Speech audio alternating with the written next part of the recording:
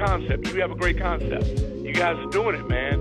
And it's an honor for me to just be, a small rock, man, in your mountain. I'm going to pop a top in your honor. Mr. Doc Walker blessed us with his presence and knowledge. We want to welcome in our next special guest, Haley Skarupa. She's a three-time world champion in women's ice hockey and most recently won Olympic gold with Team USA. The Cap Stadium Series was definitely my favorite, obviously. I'm a huge Caps fan, I always have been, and to be there at that game with my teammates and for us to bring, our gold medals to there and share it with everyone in this area was really, really special for me, and just the support and it's been tremendous from everyone in this area, and you can feel that there at that game. Welcome to Sports on the Hill podcast. Hashtag DC Sports Without the Politics with Carol and Robbie on True Radio Network. Welcome to episode 349 of Sports on the Hill podcast. We're joined here live with Hurt from Hurt's House and also Champ, Ken. We're going to be talking a little bit of Commanders with you guys tonight. We've got a full show on deck. We're going to also have Dan, the Sith Lord, joining us a little bit later to continue that conversation as well. And we're also going to have Arun in hour two continue to talk about other DC sports. And we'll talk a little bit about the baseball landscape, including a wild finish to the regular season for baseball. There was two teams vying for two spots, and if one swept the other, it would knock one out. But if they both won one game, it would knock a third team out. So an interesting final day of baseball that I've never heard of before. So we'll break that down, talk about how the end of the national season, talk about the Orioles making it to the postseason. We'll also talk a little bit of hockey news, a little basketball news, a little bit of everything on this episode of Sports on the Hill podcast. I'm excited. It's 3 Victory Mondays in a row. And it's surprised a lot of people, I would say. Some people on this panel actually had us at 3-1 after 4 games. I thought that would be very generous. I thought maybe 2-2 would be very lucky. And it's interesting because the game we all thought we were going to lose across the board was last week that we got to do live, and Ken and I synced our feeds up, and we got to cover that whole game live, which is so rare to get to cover a live Monday Night Football game with a victory. And so that was very exciting. So we won't be recapping that game too much because you could literally go back and watch our reactions as it's happening in that one. But we will talk about this big time Cardinals victory. And so I'm going to start off with Hurt. Did you think first of all, this was a brilliant idea from the fly straight from the Monday night game out and get used to that heat, because it was intense heat last week, all week long. We had a bunch of reporters on the ground saying that it was very, very hot. And so I thought it was a good move to get out there, get used to it. And I think it paid dividends for them. But Hurt, talk about sort of that, taking the victory from last Monday and being able to parlay that into 2 wins on the road. Cliff Kingsbury, number one, he clearly understood what it takes to win in Arizona. He clearly understood what we needed to do. He implemented a game plan. He made Kyler Murray uncomfortable. He made his team comfortable in that stadium. That's just coaching. That's coaching. For him to say, hey, we're getting right on the plane, we'll go out there. We need the entire week to adjust. And for Quinn to listen to him, that's the move. I mean, that it says a lot about this coaching staff. It's the first time in over 10 years, over 12 years, we've had a coaching staff that adjusts to the players we have and not try to stuff the players we have into their packages. Pause. Wow, that's insane. We don't keep it professional. That's crazy. It's crazy. It's like Chris Cooley said a long time ago, who's the star of Mike Shanahan's offense? Mike Shanahan's playbook. That's the star. If Mike Shanahan calls a screen to the third fullback, then the third fullback's running the screen. Whereas real NFL coaches will throw the screen to the wide receiver and have the third fullback blocking. We finally have that. We finally have a coach who says, oh, this guy's good at that. We're going to have him run the drag route. This guy's good at that. We're going to have him doing it. Oh, that's our strong side. That's the side we're going to run to. Oh, that worked in the first quarter. Let's do it again in the third quarter. Whereas guys like Gruden, Shanahan would have a script before the game, and we're going to run each one of these plays regardless of the down situation or whatever. It's great to have a real head coach. It's even better to have a real quarterback. Like Jaden Daniels is playing like the best quarterback in the conference. I'm not saying he is. He's playing like he's the best quarterback in the conference. Yeah. Someone said on Get Up, he is the best quarterback in the conference. I mean, after 4 games, can't do it. It's interesting though. Through 4 games though, he holds the best stats for a rookie ever, right? And so like, to be able to put an 80% completion, together, over 4 games is a real thing. Well, the thing that surprised me the most, and I guess, the most impressed by, was his ability to throw on the run without necessarily planting his feet. You need a considerable amount of arm strength to be able to do that and not have it sail, right? Right. And I thought that was huge, because if he can do that, I mean, that's sort of, Lamar Jackson, stuff, and that's, what you want from your guy. That, I thought that he was running a little bit too much over the first couple of weeks, and it makes me nervous because of RG3. But I have to say, his slides are spectacular. And that's a weird sentence to say. Yes, like a baseball coach or something, because he gets down beautifully, right? Like textbook style. And so I was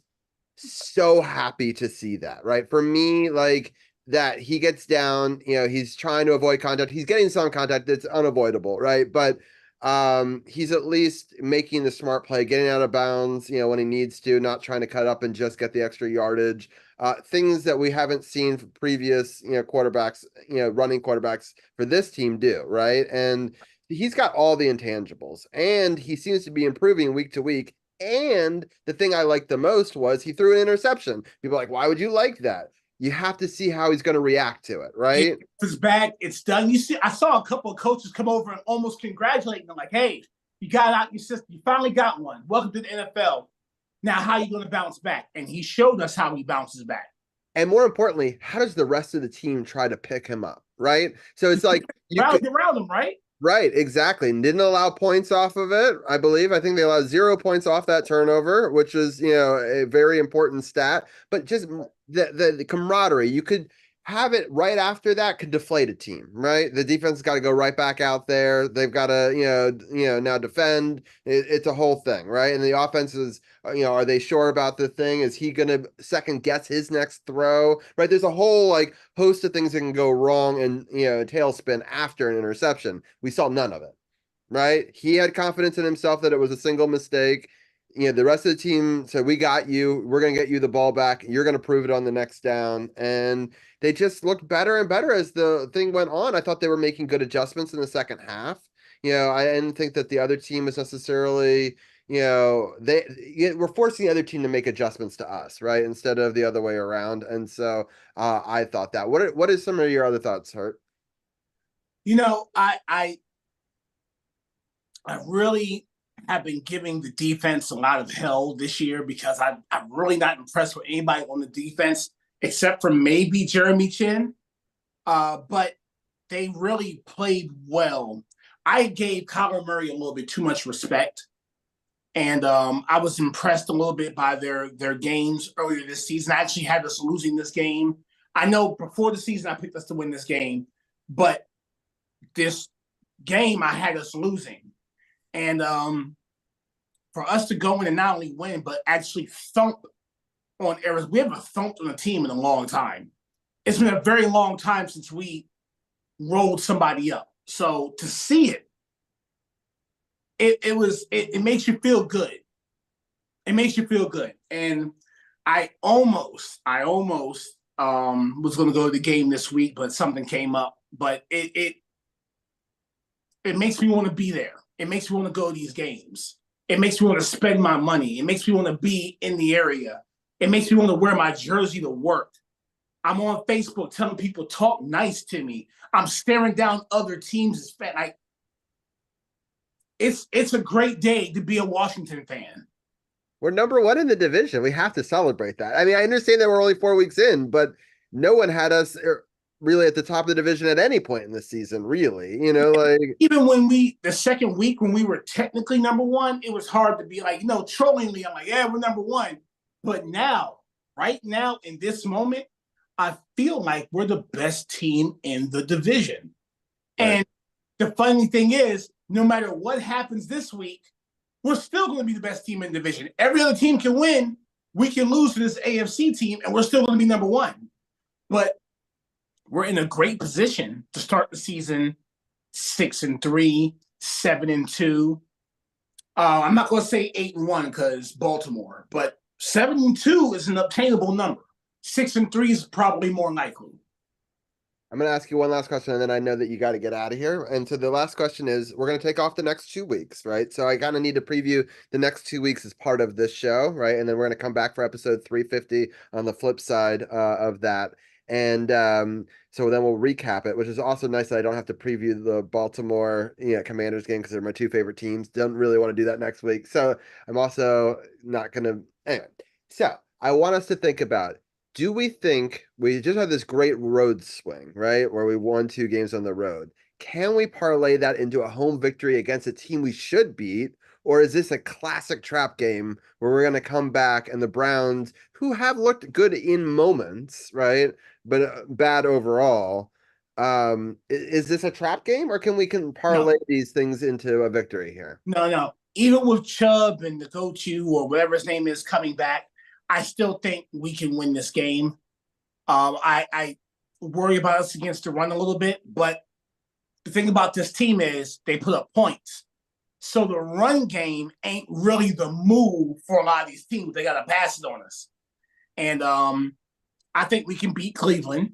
I'm going to pick us to beat Cleveland. I'm going to be pretty confident we're going to beat Cleveland. Baltimore, not so much. Baltimore, we need help from Baltimore to beat Baltimore. And I think when we play against Baltimore, a real NFL team, a real playoff contender, we will get an idea of where we stand as a team. Yeah, I'm curious about our run defense against that, because I watched that game last night, and man, King Henry 1 yard short of a 200-yard game. I was like, oh, it was brutal. I was like, come on.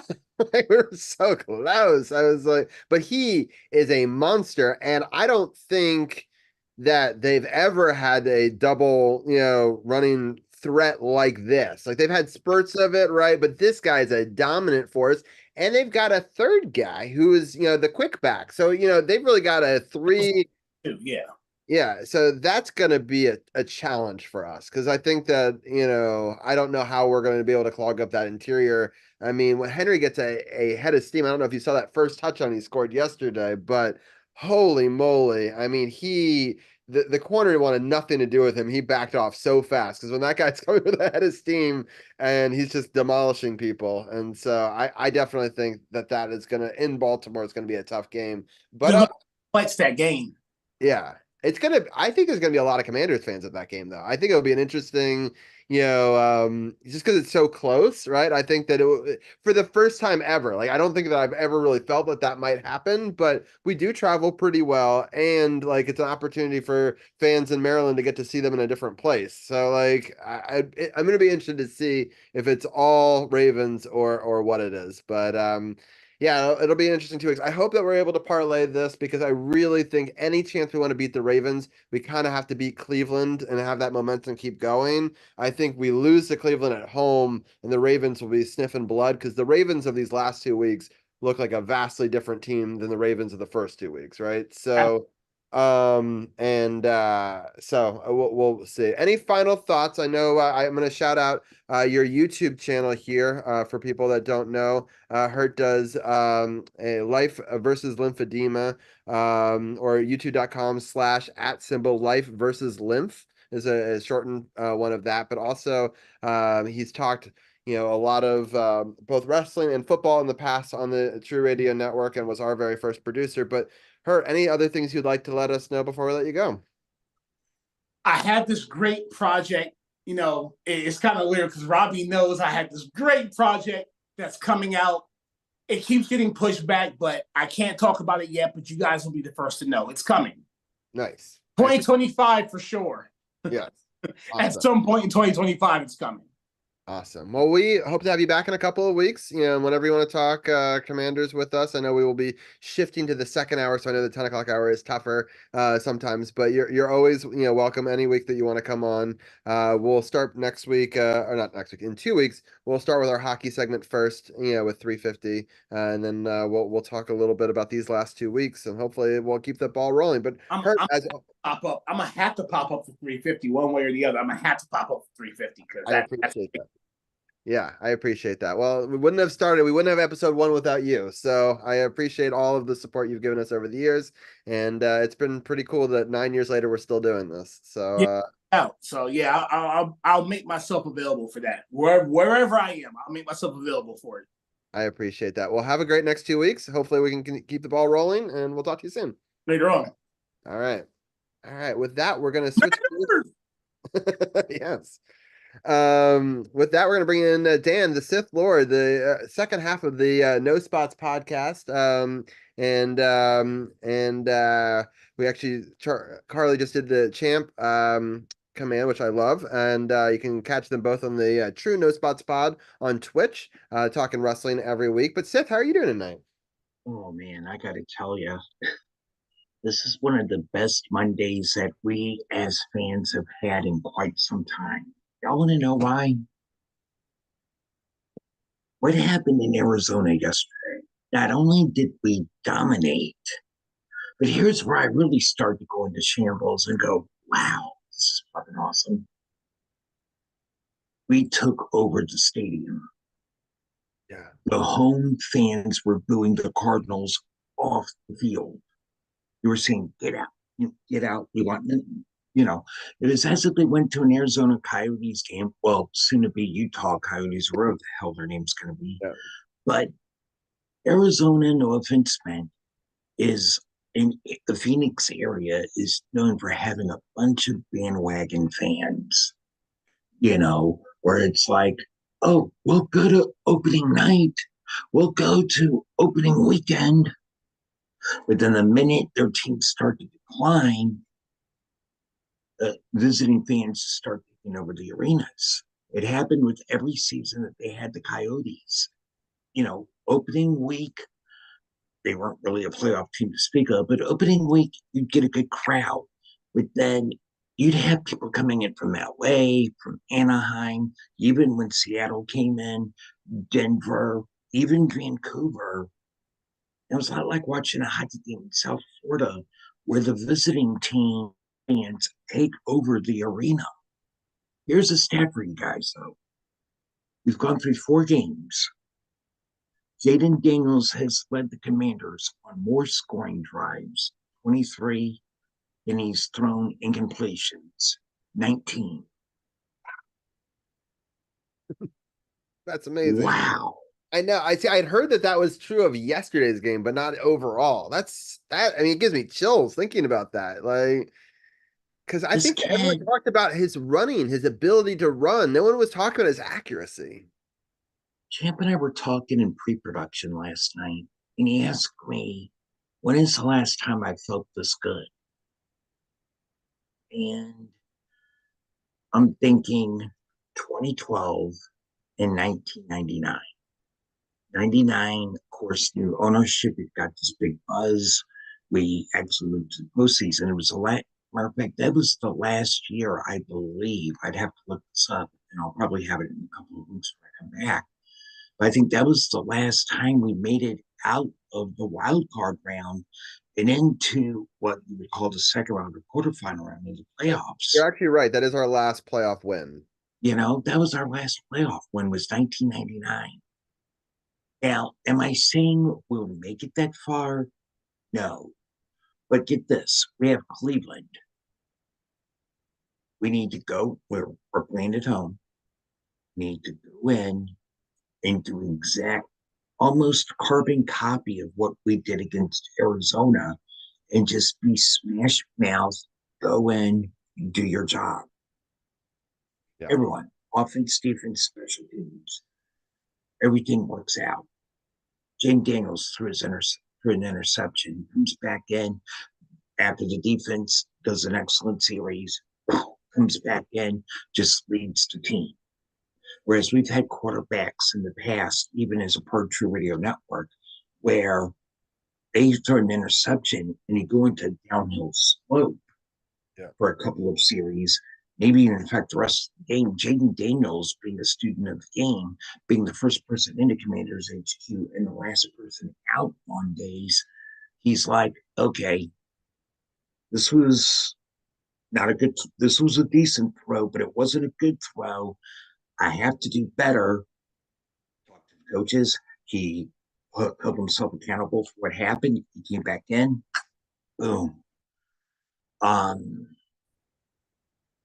But yesterday reminded me of the 80s and early 90s when we would come on the road, and in some areas, our fans would take over the stadium because we were just so smash mouth back then, doing our stuff over here and getting our work done. And we had a home crowd, of course, in RFK Stadium that just rocked the place year after year. And I think slowly but surely we're gravitating back to where you're going to want to go to the stadium to go catch a game. Or with me, you're actually going to get some food, go to Applebee's or something and watch the game.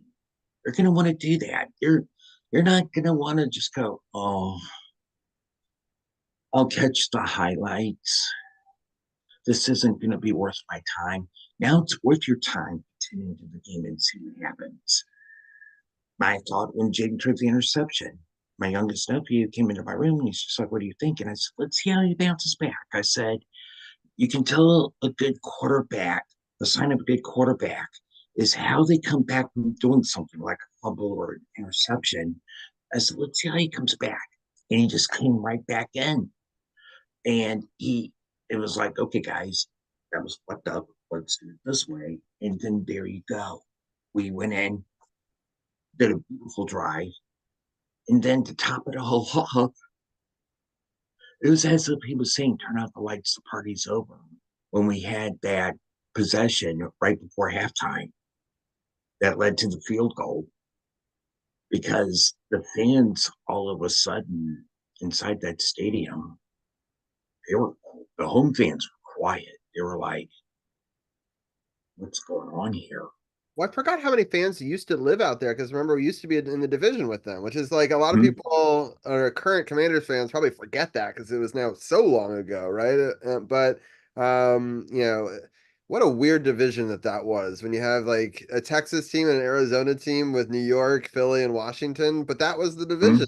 That was even when they were in St. Louis way back in the day. Oh God, I'm getting old. Yeah. But even back then, you had St. Louis because they had the Cardinals at the time. You had Dallas. Then, of course, you had the Giants, Eagles, Redskins, and Commanders. And even back in the 80s, early 90s, you had at least two teams in division that you had to keep an eye on. The only team people had their eyes on this year in our division was Philly. Now everyone started to take notice about Washington all of a sudden. I think Philly got dog walked by Tampa yesterday. I know. I thought Tampa was a bad loss for us week 1, but now I'm thinking Tampa Bay is a lot better than I thought they were. So it's just interesting. And I think Philly is worse, which is weird because I thought with Saquon that they, would be a much better team. Like, and everyone was talking so much. This is why I like going into a season with very little pressure, right? Like, where I feel like all the pressure in the world was on Philly this year and somewhat Dallas, right? Because, it's sort of the lame duck coach situation. I love that we stole Philly's coach. Or no, sorry, I love that we stole the Cowboys coach. Like, he was clearly a very vital cog in that team, right? And people came over to our team to play for him. I love hearing him speak. I know that they have to bleep a lot of what he says out, but it's great. He speaks to them like men, and they seem to really respond to it. And he's pushing all the right buttons, and he's believing in the people around him. And people forget this. I talked about it week 1 a little bit. He led that Falcons team to the Super Bowl, right? And they did lose, and everyone talks about that big collapse. It is Tom Brady, so that happens to a lot of teams. And but he had created a staff that got them to the Super Bowl, a team that they didn't expect to get to the Super Bowl that year, right? So he has a lot of the abilities as a head coach. And I think got overlooked and overshadowed for many years. And so I love that we're getting his redemption story as part of our redemption story, and everything is starting from scratch. And this was just supposed to be a year to build on, right? But we're already seeing much better team put together, and the chemistry is coming together. But I really think that these next 2 weeks are going to be important. I do want to get some of the Champ's thoughts on yesterday's game, but then I want to get both of your thoughts on the upcoming next 2 weeks as well. So, Champ, give me your take on last week. We dog walked Arizona yesterday. Dog walked them. Period. It's been such a long time since I've seen all three facets of this team play so well. And yes, Daniels did throw his first career interception as a professional, and yes, he needed to get that out of his system. You can't be perfect all the time. You got to have some flaws with you. And he was able to do that. He got it out of his system, and he still went out and had a really good game with 2 rushing touchdowns. He did have the passing touchdown to McLaurin, which was a really good route as well, really good pass as well. He had some really good passes in this game. He had some really good decision making. The run game was pretty good with B-Rob and as well as McNichols. McNichols being in there with Eckler still here in Virginia with that concussion. So McNichols got some rushes and actually took advantage of those rushes, including getting that nice touchdown with the toe tap on the sideline to get in. And I think he needs to send like a thank you dinner to that defender for not fully trying to tackle him out of bounds and kind of ticky tack with him and allowed him to toe tap and get into the end zone for that one. But really well done defensively. Yeah, that first drive they did get gashed that first drive for that touchdown to Marvin Harrison Jr. But it was bend but don't break. And I thought that's the best way to look at it. A bend but don't break sort of situation there with the defense. Again, it's not about being perfect. It's just about executing, and especially executing at the opportune times. And I think that's what they did there. They got to Kyler Murray a few times as well. And I love the scene in the locker room where Coach Quinn said, they're going to be giving out game balls here like tomorrow, but there's one motherfucker who's not going to leave this fucking town without one. Cliff! And everybody went nuts. And I said, you know what? He deserves it because he put together a damn near perfect offensive game plan on the road on a short week. And they executed it and dominated the Cardinals. So I think it was Sunday was a great game. Hopefully we get to see many, many more of those. I hope that we don't regress and end up with a situation where we have another 7 field goal game or something like that.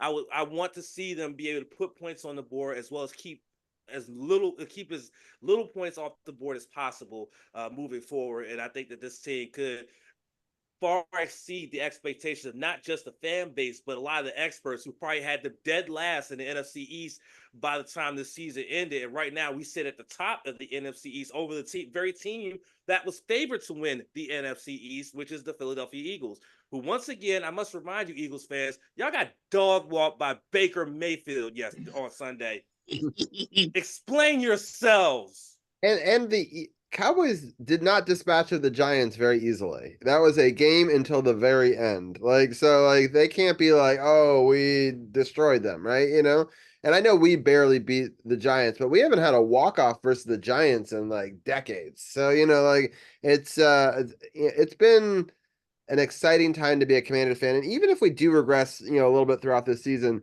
the fact that we've got these glimmers of hope, that I can believe that we can, things may not shake out where we make the playoffs, whatever, but we have the makings and we have building blocks that we could build on for the future. That's what's exciting for me. Like, I wasn't expecting us to go out and win a playoff game this year, which we still might, but at least be competitive, be interesting. We're not 1-3, we're not 0-4, and I think that it's been really impressive. I really like the structure that the team has put around these players and the alumni that they're bringing back. I did a quote on our Sports on the Hill podcast page from Candy Waller, who's a reporter here in the DMV who does her own stuff, and she does for Bowie TV and a lot of different things, and she's just well respected. DJ loves her show. A lot of people love her programming. I think she does great programming and great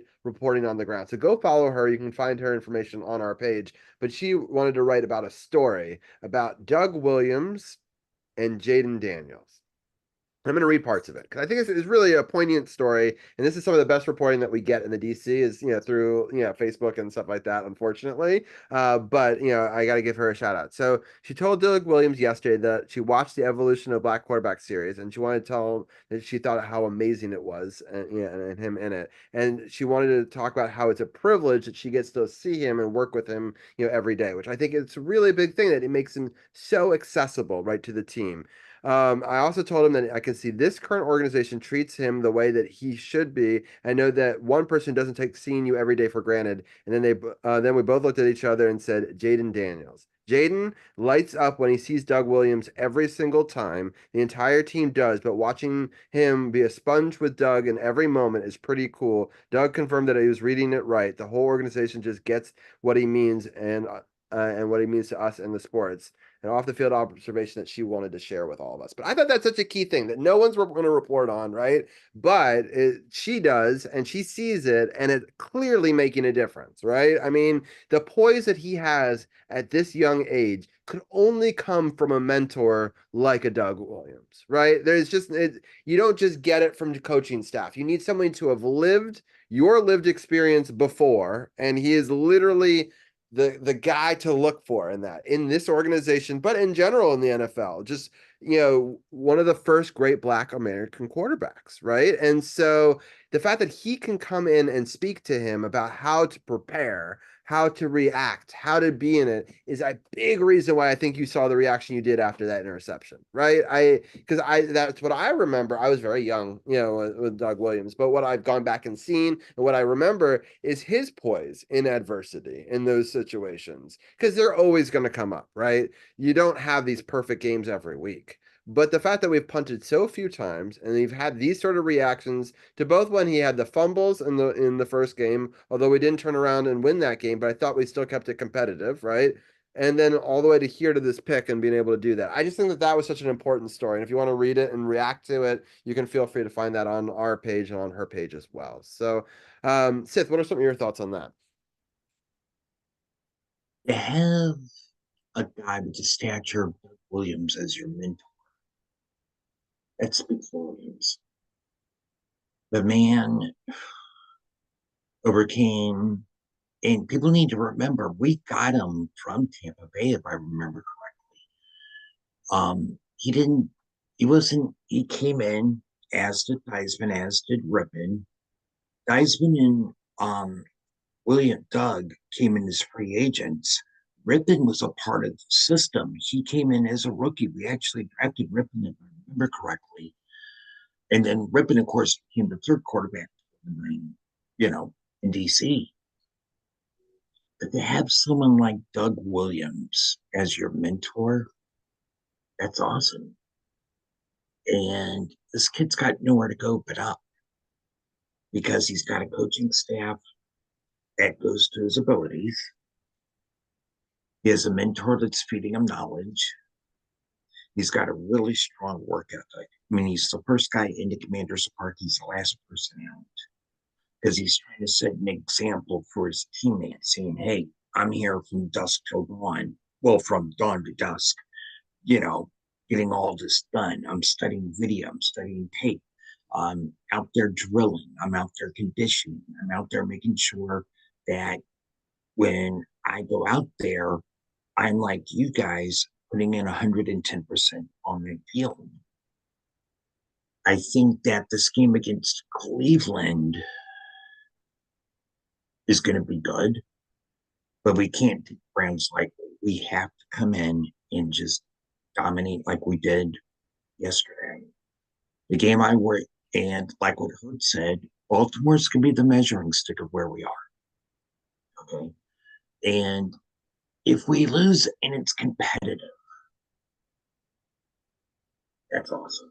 That's what we need, is lose and be competitive. If we can lose to Baltimore, say 28-24, I don't think anyone's going to hang their heads over a 28-24 loss to Baltimore. In Baltimore, I don't think anyone's hanging their head over it. Doug Williams would probably go into the locker room after the game, talk to every single individual player, including Jaden Daniels, and tell them, y'all have nothing to hang your heads about. This coaching staff is the best since Gibbs 2.0, easily. And I remember when Elliott in the morning announced Gibbs was coming back, I'm like, Elliott, too early for the students, pulling my chain. And then I saw it when I logged into Earthlink before I went to work that day. And I'm like, oh shit, we got Gibbs back. Maybe something's happening here. But I feel as though having Doug on the sidelines for every game, having the owners nearby for every game, it's a definite sign of good things to come. Note how our owners stay in their lane. They talk to the players, they talk to the coaches, but they're not like Jerry Jones trying to change things at the last minute from scrimmage. The owners are letting, and the manager, they're letting the coaches coach, they're letting the players play.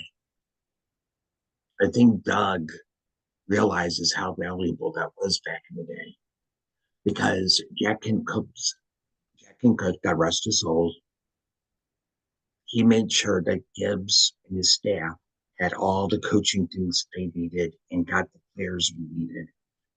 And he just let everyone do their jobs. It goes back to something that has been said, I'm trying to remember the company, WWE with TKO. The guy who was Vince's boss, now Hunter's boss, and Khan's boss, if you will, has said the company works better when everyone does what they're supposed to do within their department. Here, Jaden Daniels is just assigning, he's learning on the job. He's outperforming any expectations I had. I just wanted him to be a stepping stone. And here he is not being he's being a building block for the future. And to have Doug Williams at his side talking to him, Doug probably told him about that interception. Hey, kid, happens to us all. Question for you, though. How are you going to bounce back from that? Are you going to go out there and say, hey, it was a mistake, but we're going to continue to drive? You're going to beat yourself up. We got that answer in that next drive on offense. He didn't beat himself up about it. I think Doug has a good part of that. Yeah. Champ? Yeah. Or Bobby? Yeah. What are some of your thoughts on it? Well, yeah. One of the things that a lot of newer Commanders fans may not know is that Doug Williams, the season that we won our second Super Bowl championship, Doug Williams wasn't even QB1. It was Jay Schrader. It was only until Schrader got injured during the season that Doug Williams, who was QB2, was thrusted into being QB1, and it led to him ended up being in that Super Bowl and having that legendary Super Bowl performance of 4 touchdown passes in the first half. I know this because I remember rewatching it when I was a kid, because I didn't watch it live because I was only, I believe, 5 years old. I think I was 4 going on 5 the year that happened. But I remember that, NFL Films, when we got cable, they had replayed it, and Doug Williams had one of the best performances you can ask for from a Super Bowl perspective. And So for Jaden Daniels to have someone who is in Washington football franchise lore for having led them to their second Super Bowl championship in epic fashion, that's probably the best mentor you could ask for. Period. Doug Williams has always been a selfless individual. We know that from his time when he coached at Grambling. Um, and he's always about mentoring the younger players. I mean, again, as I said, he coached at Grambling at HBCU and was pretty successful coaching at Grambling. So it's clear that he knows how to mentor. He knows how to shape young men's careers. He knows how to shape their mentalities, and make sure that they have the proper work ethic to be able to perform at this level. So I think it's great that Jaden Daniels has that kind of mentorship from someone like a Doug Williams. I'm hoping that, as I mentioned to you guys during pre-production, that my son can, benefit from some kind of mentorship. He's actually going to be a part of a mentorship program at his school because of the leadership he's shown in his classroom, helping out his fellow classmates. And he's 10. He's in 5th grade. So, and it makes me proud that he's doing that because it's a lesson that I taught him that my father, God rest his soul, taught myself and my brother, which was don't ever be a follower, always be a leader. And I'm pretty sure that's somewhat the lesson that Doug Williams would teach to Jaden Daniels. Don't be a follower, be a leader. And he's QB1, so he has to be the leader of that offense. Otherwise, he's not going to last in this league. So I really think this is pretty awesome, honestly. This is a pretty awesome thing. And it was great to see Doug Williams in the locker room after the game when Coach Quinn gave that game ball to Cliff Kingsbury and everything like that. Doug Williams was in the locker room with him and whatnot. So I thought that was pretty cool. I'm curious, like, I feel like some of these legends are getting more time in the locker rooms and around the players than we've seen in some of the previous years. And I'm curious if that was a directive by the new ownership, if it was by the new coaching staff wanting to bring them in, whether the players pushed for it. I'd be curious to see how it came to be, because from my remembering, I don't remember seeing them. They'll come back for certain specific moments or whatever, but it's not like there would be in the locker room after a game, so to speak, right? So I feel like this is ownership. I feel like this is ownership embracing the fact that people don't realize, yes, we have a different name, the Commanders, but this football team, this football franchise is rich in history. And you don't want to ignore that history. You want to embrace that history because it's that history that has molded us to where we are now. Okay, three Super Bowl trophies sit in Ashburn. I know because I saw it when I went to a little mini fan training camp years ago, and I got to see them right here in my face. They were in a case. So I didn't get to touch them, but I got to see the 3 Super Bowl trophies that this franchise has won in their history, and just marveling the fact that, yes, at the time we were still dealing with mediocrity and wondering when we were going to see a team actually go on the field and perform like the 3-time Super Bowl champions that we are. But it was still great to see that. And it's also pretty crazy to think about that. It's a little bit off topic, but somewhat on topic, that the NFC East, I don't know if I mentioned this before or not, but the NFC East is the only division in the entire NFL where every team has won at least one Super Bowl. We're the only division that boasts Super Bowl champions. Because we know how many the Cowboys won. Cowboy fans never let us forget that.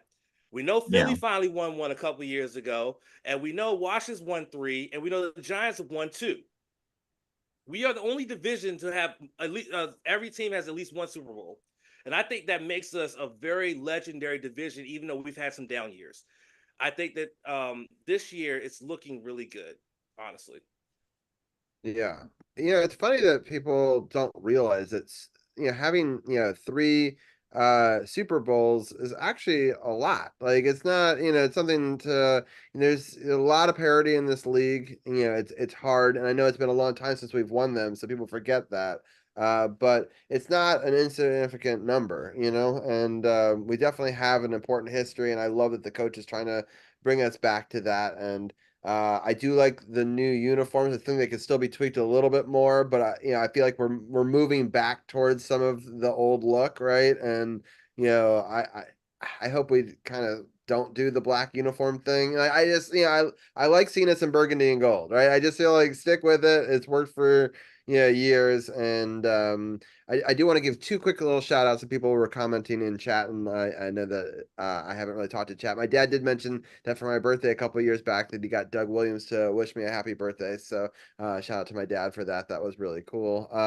And then I wanted to thank Carly for the resubscription this year or for this month as well. And the Gigantify emote from Tina French. She was the first person to go over 5,000 gift bits. And so she got to pick our next emote, and so she did our mascot cheering, so the Tutty. So that is a new emote that you can get on our channel as well. I do want to quickly say if anybody wanted to give subs, no pressure to anybody, but if you give, this is the only stream this is true for, so that's why I want to give it a shout out. If you give a 5-pack, Twitch will gift 1 extra sub or up to 50 extra subs. So it's a roulette. Like you give 5, you're assured 1 extra one. I was just getting ready to say that. Yeah, it only activates if you give at least 5. It's you 5 at once. 5 gifted It's subs. 5 individual at once. It's if you Yeah. get a 5-pack, and they have a discount on a 5-pack right now. If you do it, it's a roulette thing, and I've seen somebody get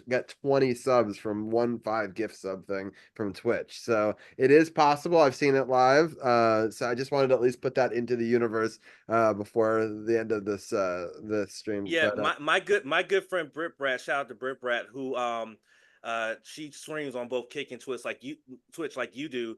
She actually had gifted subs, and I think at one point it was like someone gave a 20 bomb, and then 17 extra were given to off of that, and it was just crazy to see. Hang on, I'm looking now. a lot Yeah, of people so I know have had their records for most subs this month because of this. So free Twitch subs from you can't deny that as an awesome thing. But I do also want to give a shout out to the score right now. It's the Titans are up 19-6 at halftime. And in the third quarter here, the Lions are up 21-14 over the undefeated Seahawks. And I wanted to also, before you get out of here, Seth, because I know you got to leave soon, but I wanted to give you a shout out for doing so well in your pick'em this week. And I wanted to say, Champ, it seems like your picks didn't save this week or something. Is that possible? wait, did I not do them? Yeah, I have 0 for you, and I felt bad. I was like, Oh no, I think I did. You know what? The problem is that I'm also doing pick'em for my work league, and so that's probably what it was that I forgot the hurt league and stuff like that. So that's on me. It is what it is. Yeah. It is what it is. Anyway, I'll just make my picks for next week like tonight, so that way I at least do them. have Because them. usually I do them while I'm doing Sports on the Hill and whatnot, but because we were watching the Commanders game, I think that probably kind of diverted my attention a little bit. It's all good. I just wanted to let you know. But yeah, it's what's kind of cool is it's something to think about in future years. I know that my father-in-law does this. If you do it on ESPN, if you can actually have the same picks go to multiple leagues. So you don't have to pick them across them if they're all using the same ESPN. So you just sync them. No, that's why it's probably I wouldn't be able to do that because I'm using different ones. Okay. Because a lot of people use ESPN, so it's kind of cool that you could because you could. Well, I'm using ESPN, but I'm using different email accounts for the Hertz house. I'm using my personal one. For the work one, I'm using my work email. So that's why I couldn't be able to do it that way. Otherwise, I probably would have done it that way just to keep me from forgetting. Right, exactly. So, but I did want to give you a big shout out, Seth. You had an 80-point week this week, but overall 380 points. So you're currently tied for first place. I'm 10 points behind you. I don't know, Seth. Let's see who you picked in these last 2 games. So you have the Dolphins and the Lions. So right now I might go 50-50 on that one. Yeah, you might go 50-50 on that. And so just for people to I'm remember. going to start doing something that I did yesterday before the game and listen to a certain song before I watch a Washington game. Yeah. I'm getting back into those little fun little oddities that I had back in the day, back when we were on Blog Talk Radio, where I would Right. listen to certain songs that were going on. Well, yesterday around 3:30, I went into my Amazon Music and played Ace of Spades by Motorhead, Dre Day by Dr. Dre, Mm-hmm. and then 2 Minutes to Midnight by Iron Maiden. I'm just like, all right, now we can watch the fucking game. Yeah, I like it. You're doing better than I am. By the way, I picked the Seahawks and I picked the Dolphins. So right now I'm losing in both of them. So the gap may widen here, but we will see how it happens. Oh, a touchdown by the Lions, which also does not help me here. They're not gonna take a 27 with extra point remaining coming up. So it's so funny because I picked against a lot of teams going 4-0, and they did go 4-0, and then I picked for this team to go 4-0, and it's gonna anyway, that's how pick'em works. But For those who like pro wrestling, Champ and I did a show last night over on No Spots, where in our third segment, we did our top 10 baby faces of all time. I love It that was a segment. really, really cool countdown. I got to mod for that segment. I thought it was a great segment. So yeah, So go definitely. check it out. It's on Amazon Music. It's on Spotify. Spacement's on Spotify. Tomorrow I'll be recording Sunday's episode, but this past Sunday, I gave the listeners a say. The films I like that they don't like. So I was like, okay, I'm going to give I'll listen to their airing grievances and explain what I see in the film, like Friday the 13th, Part 5. GOP's probably screaming at me right now. I love that movie. It's a guilty pleasure. Yeah. Yes, it's paint by numbers the first, but, and I don't like the Roy reveal, obviously, but it's still funny to watch, though. A Yep. chocolate bar, kid getting killed over a chocolate bar sets everything off. I'm going to in chat because I need to still make a sys command, but I'm going to drop in the Spotify link. Okay. And so people can just click on that Spotify link and it goes right to Sys Basement. And obviously, you can always go to Champ's link here, and it's got the True No Spots pod. You can also catch it on, we've got it on sportsothp.com. We have the podcast partners button, so that's probably the fastest way to get the show. But all the VODs, which I like watching them, even if I can't, it's always annoying to chat later, but I can't. But for some reason, I enjoyed the video. So all the videos are up on the Twitch page, but definitely go check out Sis Basement on the Spotify link is in chat. And yeah, you do a great job with your rundowns, and you've been a part of this show since season 1, and we actually are bringing in Arun coming up right next. And so it's fun because the three of us used to do picks at the end of every show for a whole Like 11 o'clock, it'd be like 10:30 at night. Me, Robbie, Arun, CP, Champ, or burning the midnight oil, trying to get this done by 11, because at 11 o'clock you go into overtime, and it's like, okay. And I remember telling y'all right before we did predictions one night that the Dallas Cowboys fan was watching the Texas Chainsaw Massacre Part 2, and Robbie was just like, Dan, no. And I was like, yes. Oh man, we had some pretty crazy 3 or 4 hour shows back then, and God, yeah.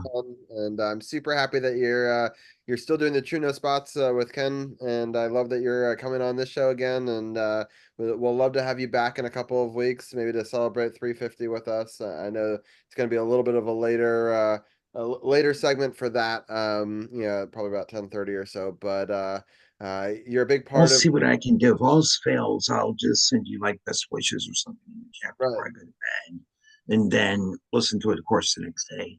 Right. Sounds good. Well, thank you so much. Definitely go check them out at the No Spots podcast. Also go check out Sith Basement. Link is in chat, and the link will be in the show notes as well. And Sith, I love you. Thank you so much for being a part of Love you guys too. 3 Not my victories brother's in a talk. row. It's rare. So have a great rest of your week, and we'll talk to you in a couple weeks. All right, we'll see you guys. All right. With that, I think we're going to bring in Arun and get My his man. as well on this. And that's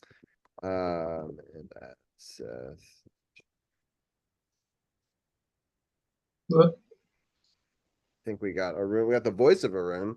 Do we have God? I don't know, like the video's not working, but it should be. Try. Is there a light on your camera or not even? Yeah, it's on. The light's on, and I think. Maybe try unplugging the camera and plugging it back in. I know that's very old school. Okay, I'll be back in a second. That's fine. We'll talk about these Right, did you try putting it in rice? So yeah, the Lions are kind of playing themselves a really good game here at home. Eh, they've been up and down throughout this season, but they find themselves up 28 to 14 right now.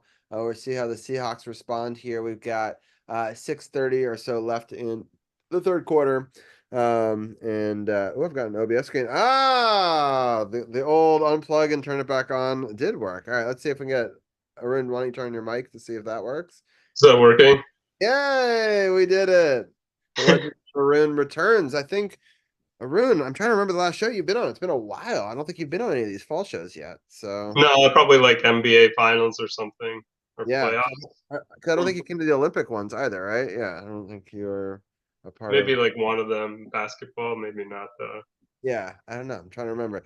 But welcome back either way. Arun has been a member of this team since season one and giving our insights often about lots of different sports, part of our NBA roundtable, also part of our pick'em thing. I'm going to try something real quick to see if I can do a 3-up design with Are the Wizards going to be good enough for us to even begin doing the NBA roundtable? Is my question. That's a good question. I am Cooper flag watch only. Yeah. I I don't know what to expect from them for sure. Let's see here. Does this? I'm gonna do some maneuvering real quickly to see if I can get this to look right. And wow, I think I got it. I think I got all three of us up and the pick'ems from last week, which I thought we would recap some of the games from last week and also preview the next week or two, in fact. And then we'll I also definitely want to talk about that Green Bay game. Holy Yes. crap. Yes. Let's talk about it. We'll go through all of them. Before we start with that, Aruna, if you want to give your quick thoughts on the Commanders game before we get into it, and then we can go through the week ahead. But what were some of your thoughts on that big win yesterday? The defense finally showed up after the Cardinals scored on that opening drive. The Commanders only gave up 7 points for the rest of the game. Daniels, other than that interception, was great, and they ran the ball really well. And McNichols was great running the ball, and so was Brian Robinson, obviously. Yeah, that's a spot on thing. I will be honest, I watched the game from the beginning and was very nervous on how easily we were scored upon in that first drive. And I was like, oh shit.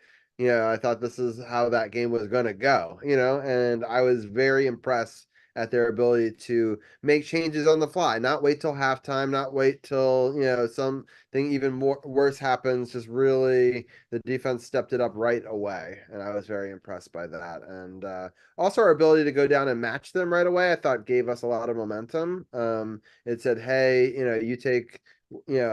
you're gonna have to take a shot now too, right?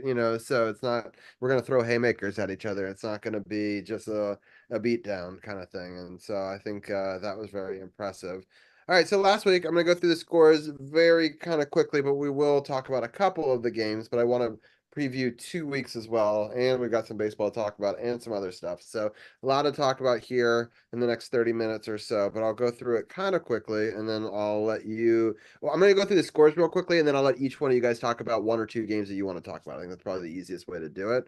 So the Cowboys beat the Giants 20-15. And I talked about it earlier. The Cowboys did not have an easy time with the Giants in that one. The Saints and the Falcons, I really thought the Saints were going to win that one. The Falcons ended up pulling that one out. And then the next one is the Colts versus the Steelers. I did think that the Colts were going to win. The Steelers were not a 4-0 team, but it was a very close game. And that one, the Rams and the Bears, I was very surprised by this one. I did not expect the Bears to win, although they did play at home. And I will say, this is kind of breaking news, that I think I'm going with Carroll to the Bears game in Washington later this season. It'll be my first game back since the pandemic. I don't think I've been to a game since Alex Smith broke his leg. So really? yeah, Wow. so we'll see if that's bad luck because I also set that RG3 Ravens game. Yeah, So, yeah. I think you might want to skip that one there, Robbie. I'm just gonna put that out there. Right, exactly. Thanks. So we'll see. Well, now we're on record as saying this might be a bad idea. We'll see how it actually turns out. But maybe I'll reverse jinx it. But anyway, we might see the Bears later. The Packers and Vikings. I know that Ken will talk about this in a minute. That was a actually surprisingly close game. At the beginning, the Vikings were dominating. I thought they were going to run away with it. I did not see it that way. I thought the Packers would play it close or win. And then in the fourth quarter, the Packers really came back in that one. The Jets and the Broncos in a battle of ineptitude here. They lost that game, even though it was in New York. The Broncos, only 7% of people picked them to win. They outscored them 10-9. The Buccaneers, as Ken was talking about earlier, just destroyed the Eagles. The Eagles actually kind of made it a little closer in the end, but this was even more of a blowout earlier. 33-16 there. And then the Cincinnati Bengals beat the Carolina Panthers. I kind of thought that they would revert back to form. I thought there's no way Cincinnati is losing 4 in a row. Carolina, once again, the defense, let them down. And then the Texans versus the Jaguars. The Jaguars look so bad this year. The Texans were only beat them by 4 points, but they definitely look the better team. 49ers beat the Patriots, which was to be expected. 96% of people took them. 60% of people picked the Cardinals, including myself. And the Commanders came out with that huge victory. I picked the Commanders in my work pool. That's what's Nice. funny. Yeah. Okay. Nice. The Raiders beat the Browns. And so this was one that we're going back and forth a little bit last week with me and Ken on that one. The Raiders did win by 4 on that one. The Chiefs beat the Chargers 17-10. It was not easy for them against the Chargers, though. But they keep on finding a way to win these games, which is frustrating. Just because I like to see other teams win it, and I don't know. It's just I don't know. The Bills, Ravens. I actually thought the Bills were a really good team coming into this game. I did not see the Ravens dominating. I think that it's crazy that both of the Maryland-based teams were able to score 30 plus. Meanwhile, holding the other team to 2 or less touchdowns. Very impressive from both teams. The Dolphins, I picked to beat the Titans, and that's not going so well for me right now. And then the Seahawks and the Lions, I haven't refreshed the score because it's not the live score in this. But again, the Dolphins are right now, and the real score are down 22-6. This is a 2-point conversion attempt because Seattle just scored a touchdown to make it 20-28. Interesting move to go for 2 here, and they don't get it. Why do you think that they do this? I'll start with you, Arun. It seems like, why are you chasing points when you're only down 2 scores? Maybe they feel like they have momentum, but I don't know. It's one of those things that only turns out well if they actually get the points. Yeah. Ken, what do you think on that? Yeah, I mean, I can never understand a strategy like that when you still have some time in the game. You can do some things and whatnot. Why chase the points, honestly? Yeah, crazy. All right, so Ken, which game or two do you want to talk about a little bit more? Well, of course, I want to talk about the Green Bay game because I actually watched that game before the Commanders game. It was played here in the DMV, so I watched it. And plus, I watched it because, again, my good friend Britt Bratt is a Green Bay Packers fan, so I wanted to check it out. And I told her, and I'll say it to every Green Bay Packer fan watching or listening, Jordan Love should have sat out one more week. He was clearly not ready. He was clearly not healthy. And the injury was to his left knee. And that's the knee that, as a quarterback, as a right-handed quarterback, you have to plant that leg and have the stability in that leg to be able to get off accurate throws. And a lot of times it looked like he couldn't plant on that leg, and it caused a lot of errant throws. He threw, I think, 3 interceptions in that game. A lot of times it seemed like he was throwing off his back foot to not put weight on that left leg. It was clear that Jordan Love should not have played in this game. He should have waited another week. They should have. I get it. It's a division rival. It's Minnesota. They're undefeated. You want your franchise quarterback out there to be able to go out there and do what he got to do at home. But he wasn't ready. he was not ready. Yes, he turned it up in the second half and they made it a game, but for the first half, Minnesota was dog walking them. I had no idea Sam Darnold was this good. Honestly, I had no idea he was this good, to the point that, he's out here just throwing darts. That touchdown pass he threw to JJ to Justin Jefferson was insane. That defender was literally hugging Justin Jefferson. He still managed to get it on his chest, secure it with his right arm, and get the touchdown, and then gritty on his ass. I just thought that was the craziest thing. But that game right there was absolutely insane. The other game that I thought was really insane was Saints Atlanta, only because of the fact that it came down to Younghoe Koo, who has been considered the most recent, most accurate kicker in the NFL, making a 58-yard field goal to win, which wasn't his first of the day. That was his second made 50-plus yard field goal. And the reason why I'm happy about that is because I actually have Younghoe Koo on 2 of my fantasy teams, and he scored 20 points. Think about that. A kicker scored 20 points in fantasy football because he made 2 50-plus yard field goals. He had 4 made field goals total plus 2 extra points. 20 points for a field goal kicker. Also, before I give way to my colleague Arun, I just want to say best wishes to Rashid Rice, who unfortunately suffered a severe knee injury on trying to make a tackle and an interception. And his own quarterback also trying to make a low tackle ended up hitting him. So it was a little bit of friendly fire, but it led to him unfortunately suffering an injury. They fear it's an ACL injury. I have not seen an update whether that's been confirmed or not, but it's looking like they're going to most likely lose him for the season. And so it's going to be interesting to see what Kansas City does with the other weapons that they have at wide receiver, including Xavier Worthy, the rookie wide receiver who they can use in different ways. They also have Juju Smith-Schuster as well. So it'll be interesting to see how they go moving forward. But they are still, in my opinion, the most luckiest 4-0 team in the NFL, honestly. But I give way to Arun, but those are the 2 that really stood out to me the most was the Green Bay game, because even though the score doesn't show it, they absolutely got dominated by Minnesota. And then Atlanta and the Saints, that was a big battle, which came down to a kicker that before Atlanta, he was struggling, and then he comes to Atlanta and suddenly becomes one of the most accurate kickers in the NFL.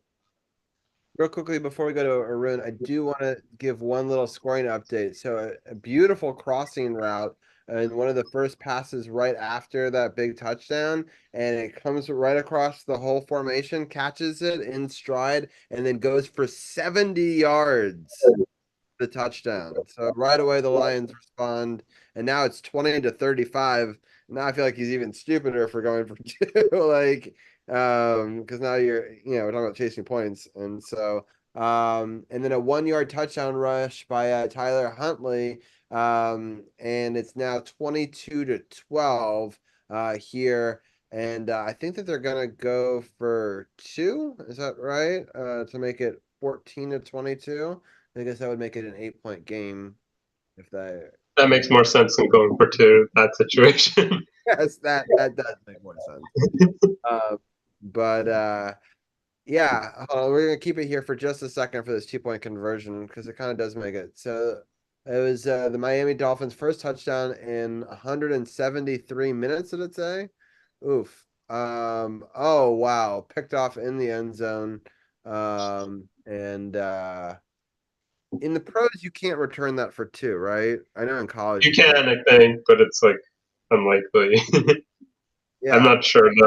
I have to double check though, but I think you can, but it's not. Usually doesn't happen.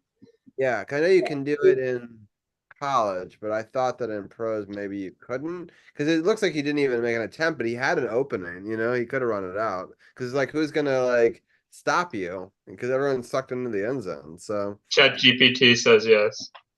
Says yes that you can. Okay. Yeah. I'm just surprised that he would just immediately kneel then, because at that point, I would. Yeah, what I clearly don't know what the thought process is there. But Arun, what are some of the games you want to talk about real quick on that?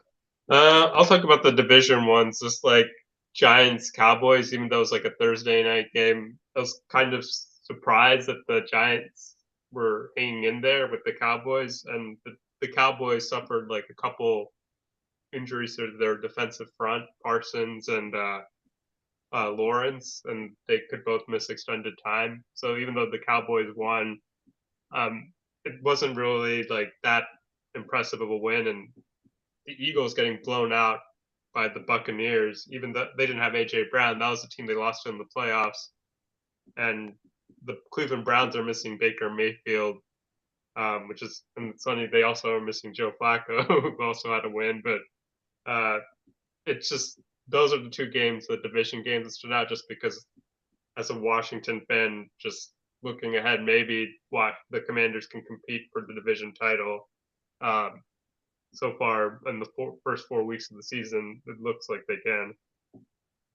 Yeah, it's wild. Like I never saw that. I mean, it's funny because usually I'm like middle of the pack, but this year I was kind of the low ball estimate for our pick 'em, was 7, and it'll just be interesting to see, what happens going forward, on how they do. Let's quickly go through the slate of games. I'm gonna go this super fast mode, just picking really quickly, and then anyone I have a real question about, I'm gonna ask you guys some thoughts. We got the Tampa Bay Buccaneers. I'm going to pick them over the Falcons, although the Falcons have looked good at home at times. The Vikings look much better than the Jets. The Jets really, I thought, surprised me on how bad they were. The Chicago Bears, Carolina Panthers. See, this one I think it could be surprising because Carolina sometimes can show up for these games, and the Bears are very up and down. The safe pick is to pick the Bears, but Arun, what are some of your thoughts on this one? Yeah, the Panthers offense looks a lot better, but actually it's like kind of like mirror opposites. Like the Bears have a good defense, Panthers have a bad defense, and the Bears offense is kind of hit or miss, and the Panthers offense looks a lot better with Andy Dalton. It's kind of a toss up. I don't know. Maybe 84% I of might people. pick Carolina, but I don't know. I don't know if I will actually follow through that. I'll probably pick the Bears actually. Yeah. What do you think, Ken? I think that the Red Rifle had a slightly off game, but still played a little bit a little good. I would trust the Red Rifle more than I would trust Caleb Williams. That's just me. Yeah. All right. Matter of fact, I think I picked Carolina. Honestly, I think I picked them. Let's see. Interesting. I'm gonna. No, I picked Chicago. I'm stupid. All right. Well, it's still time to change. Yeah. Ravens, Bengals. It's tough because I almost want to always bet against my teams because I feel like they do better. But I don't know. I just really don't believe in Cincinnati after what I saw what the Ravens did, this past weekend. I mean, anything's possible, but I don't know. I feel like if we can beat Cincinnati, the Ravens should be able to. And then the Dolphins. Oh, I don't know. Patriots at home. I don't know. Probably go with the Patriots. Drake May might play, but I don't know. No, I think they're saying they're still sticking with their current quarterback. Oh, okay, Jacoby Brissett's still gonna play. Yeah, they're saying he's 100% QB1, so we're not gonna see a QB change. There's a lot of experts that are saying that if they do decide to put in Drake May, that's a panic move by Gerard Mayo, and I don't think Mayo's gonna make that move. I think he's gonna stick with Jacoby Brissett. I mean, the fact that the Dolphins are struggling this much with a Titans team that wasn't very good is kind of telling me that I don't know if they're going to go on the road. They can't do I'll that. probably pick the Patriots because. Yeah, I hate picking the Patriots, but yes. I always pick against our team, although I do think we could win this game, but I like to hedge my bets. We've got Indianapolis Colts, I think, are going to be the Jaguars. Although I'm if sure Joe Flacco plays, yeah, I'll go with the Colts. Yeah. Definitely. I cannot believe that Joe Flacco. I swear, Joe Flacco can't. He's never going away. because somehow he ends up on a team and just makes them better. Yeah. It's He might crazy. be better than Aaron Rodgers right now. Okay. He might be. Though. Okay. I mean, he had a better week. That's put up 9 points or 10 points. Aaron Rodgers looked like trash. I'm not gonna lie to you. He looked like trash. He did.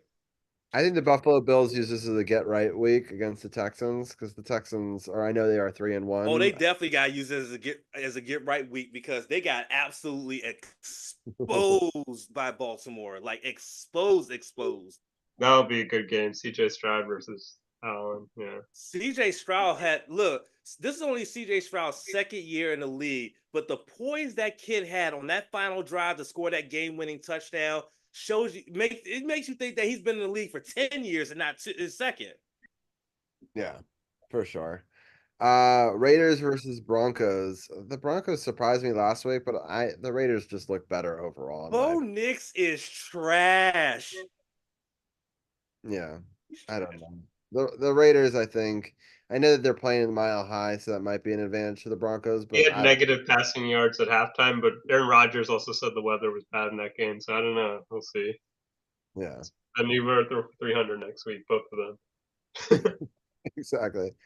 I'm going to pick the 49ers because the Cardinals looked a lot worse last week than I thought that they were going to. It's funny because, like, the Cardinals 2 weeks ago really surprised me because I thought they were doing better. What a rough thing, though. And the reason I think they got booed, I didn't talk about this earlier, was 3 weeks in a row they played at home, which is rare to get 3 home games in a row in an NFL schedule. And they won the first one, which gave the fans some false hope. Scored a lot of points in that game, right? And then the next 2 games to lose, just to come crashing back to earth, and then to basically have the other team's fans like out and cheer them, brutal. And I don't see that getting any better for them in San Francisco. The Packers versus the Rams. The Rams look worse than I expected. The Green Bay Packers, I thought, even in a loss last week, they did well to come back in it. And I think Love will look better too next week. yeah, I think he will too. But I agree with what you were saying earlier, Champ. They should have given him an extra week. I think they would have had a better chance to win that game, I think. And this game, because I think he would have been, more healed up. So it'd be interesting to see if they lose both games because of that decision. But I am going to pick the Packers in this one. Giants, Seahawks. I'm definitely going to take the Seahawks. They look pretty good. Like, I know they're losing to the Lions, but this will be a game back. Their home stadium, I think, is a big advantage for them. And I think after a loss tonight, they're going to want revenge. And the Giants just don't look very good, in my opinion. And then Steelers, Cowboys. What people don't know about this one is like everybody thinks about when they think about main rivals for the Dallas Cowboys, they immediately think of Washington. But people don't realize back in the 70s, this was the rivalry, Dallas and Pittsburgh. I mean, holy crap, this was a rival. And I'm glad that they're revisiting this one in 2024. I'm going to actually watch this game. I don't typically watch the primetime games if the Commanders are not involved, but this one I'm going to watch because I want to see Justin Fields versus Dak Prescott. That's a quarterback matchup right there. That's going to be a really interesting quarterback matchup there. I want to see how that's going to play out on primetime. Yeah, I think the Cowboys are going to go and win. For some reason, I think they play better on the road than they do at home lately. And I don't know. And that's weird because last season they were pretty much undefeated at home. Right. But I think historically, if you looked over the last 5 seasons, right, that they were actually a better road team than a home team. Right. They have more time to prepare. They're also both teams are dealing with injuries. Like the Steelers running backs are injured and Dallas doesn't have its 2 best defenders. Yeah, they're already talking about making plans to play without Micah Parsons for the long term. I did think you make a good point, Arun, about the extra time for Dallas, from playing on last Thursday, all the way to, a Sunday. That's a lot of time to prepare. And they've got to, I don't know. I feel like they need this win, where I feel like Pittsburgh needs it slightly less, if that makes sense. Like, you can go down to 3-2. They go down to 2-3 for the Cowboys. It's going to be rough for them, even if it's an out of division game. Saints, Chiefs. The Chiefs just keep on finding ways to be lucky, so I'm just going to pick them in that fair one. one. And let's just do a quick look at the week 6. I know we're pretty far out, but I know we're not doing a show next week. So, also, I don't know, once we go to the abbreviated show and we've got more sports to talk about, I don't know if we'll be able to do pick 'em every week, right? So, I wanted to get at least one more pick in there. And since I have both of you guys on, we'll go through this one quickly. We've got 49ers versus Seahawks. That'll be a great Thursday night matchup. That's gonna be fun. That's gonna be a lot of fun. I actually might watch that one because Right. I have Prime Video, so I might actually watch that one because that one And if sounds like a and if fun you've one. got But Twitch, shout out to Twitch. You can watch it on Twitch too if you're in the United States. You can't watch it on the Twitch app on the TV though. You need Prime Video for that. But if you want to watch it on a computer or on a phone, yeah, I think this will be a tough one. What do you think of this one, Arun? I saw that the 49ers, they suffered like a couple key injuries, including one of their all pros. So it's a division rivalry game. I mean, might pick San Francisco, but I don't think it should be like 86-14. Like, that seems a little bit too steep, especially since it's like a home game for Seattle. Well, speaking of Seattle, they just scored a touchdown, and now it's Honey. 20-35. So here's my thing. First off, Seattle comes back in this game, it'll be very different. But if they win next week at home, then I think they could lose a home game. If they were to lose next week at home somehow, then I think that they will win this game if this makes sense. Because I think they'll definitely win at least one of these two home games because they're back-to-back home games, I think, right? Is that what we just saw? Yeah, the Giants and so at least they'll win one. If they somehow lose to the Giants, though, I feel like they'll come out and need to get a victory in that one. So it's 27-35 right now. So they ended up kicking the extra point for that one. I don't understand the logic of any of this. Anyway, at that point I thought go for 2 to make it a 7-point game. And I don't know. Chicago Bears versus the Jaguars. Oof. I'm gonna pick the Bears in that one. And the Go Bears. Packers. And the Colts over Titans, because they're not. I know they're Texans. beating. Yeah, I think Texans over the Patriots. This is going to be an interesting matchup. I actually think I'm going to take the Saints over the Buccaneers because I think that they have lost a bunch of games here and they're going to lose. I think I had them losing this week too, right? I had them losing to the Chiefs. And so they're going to come into that game, in my opinion, where they need to get a win to try to stay alive, in the playoff hunt, early on at least.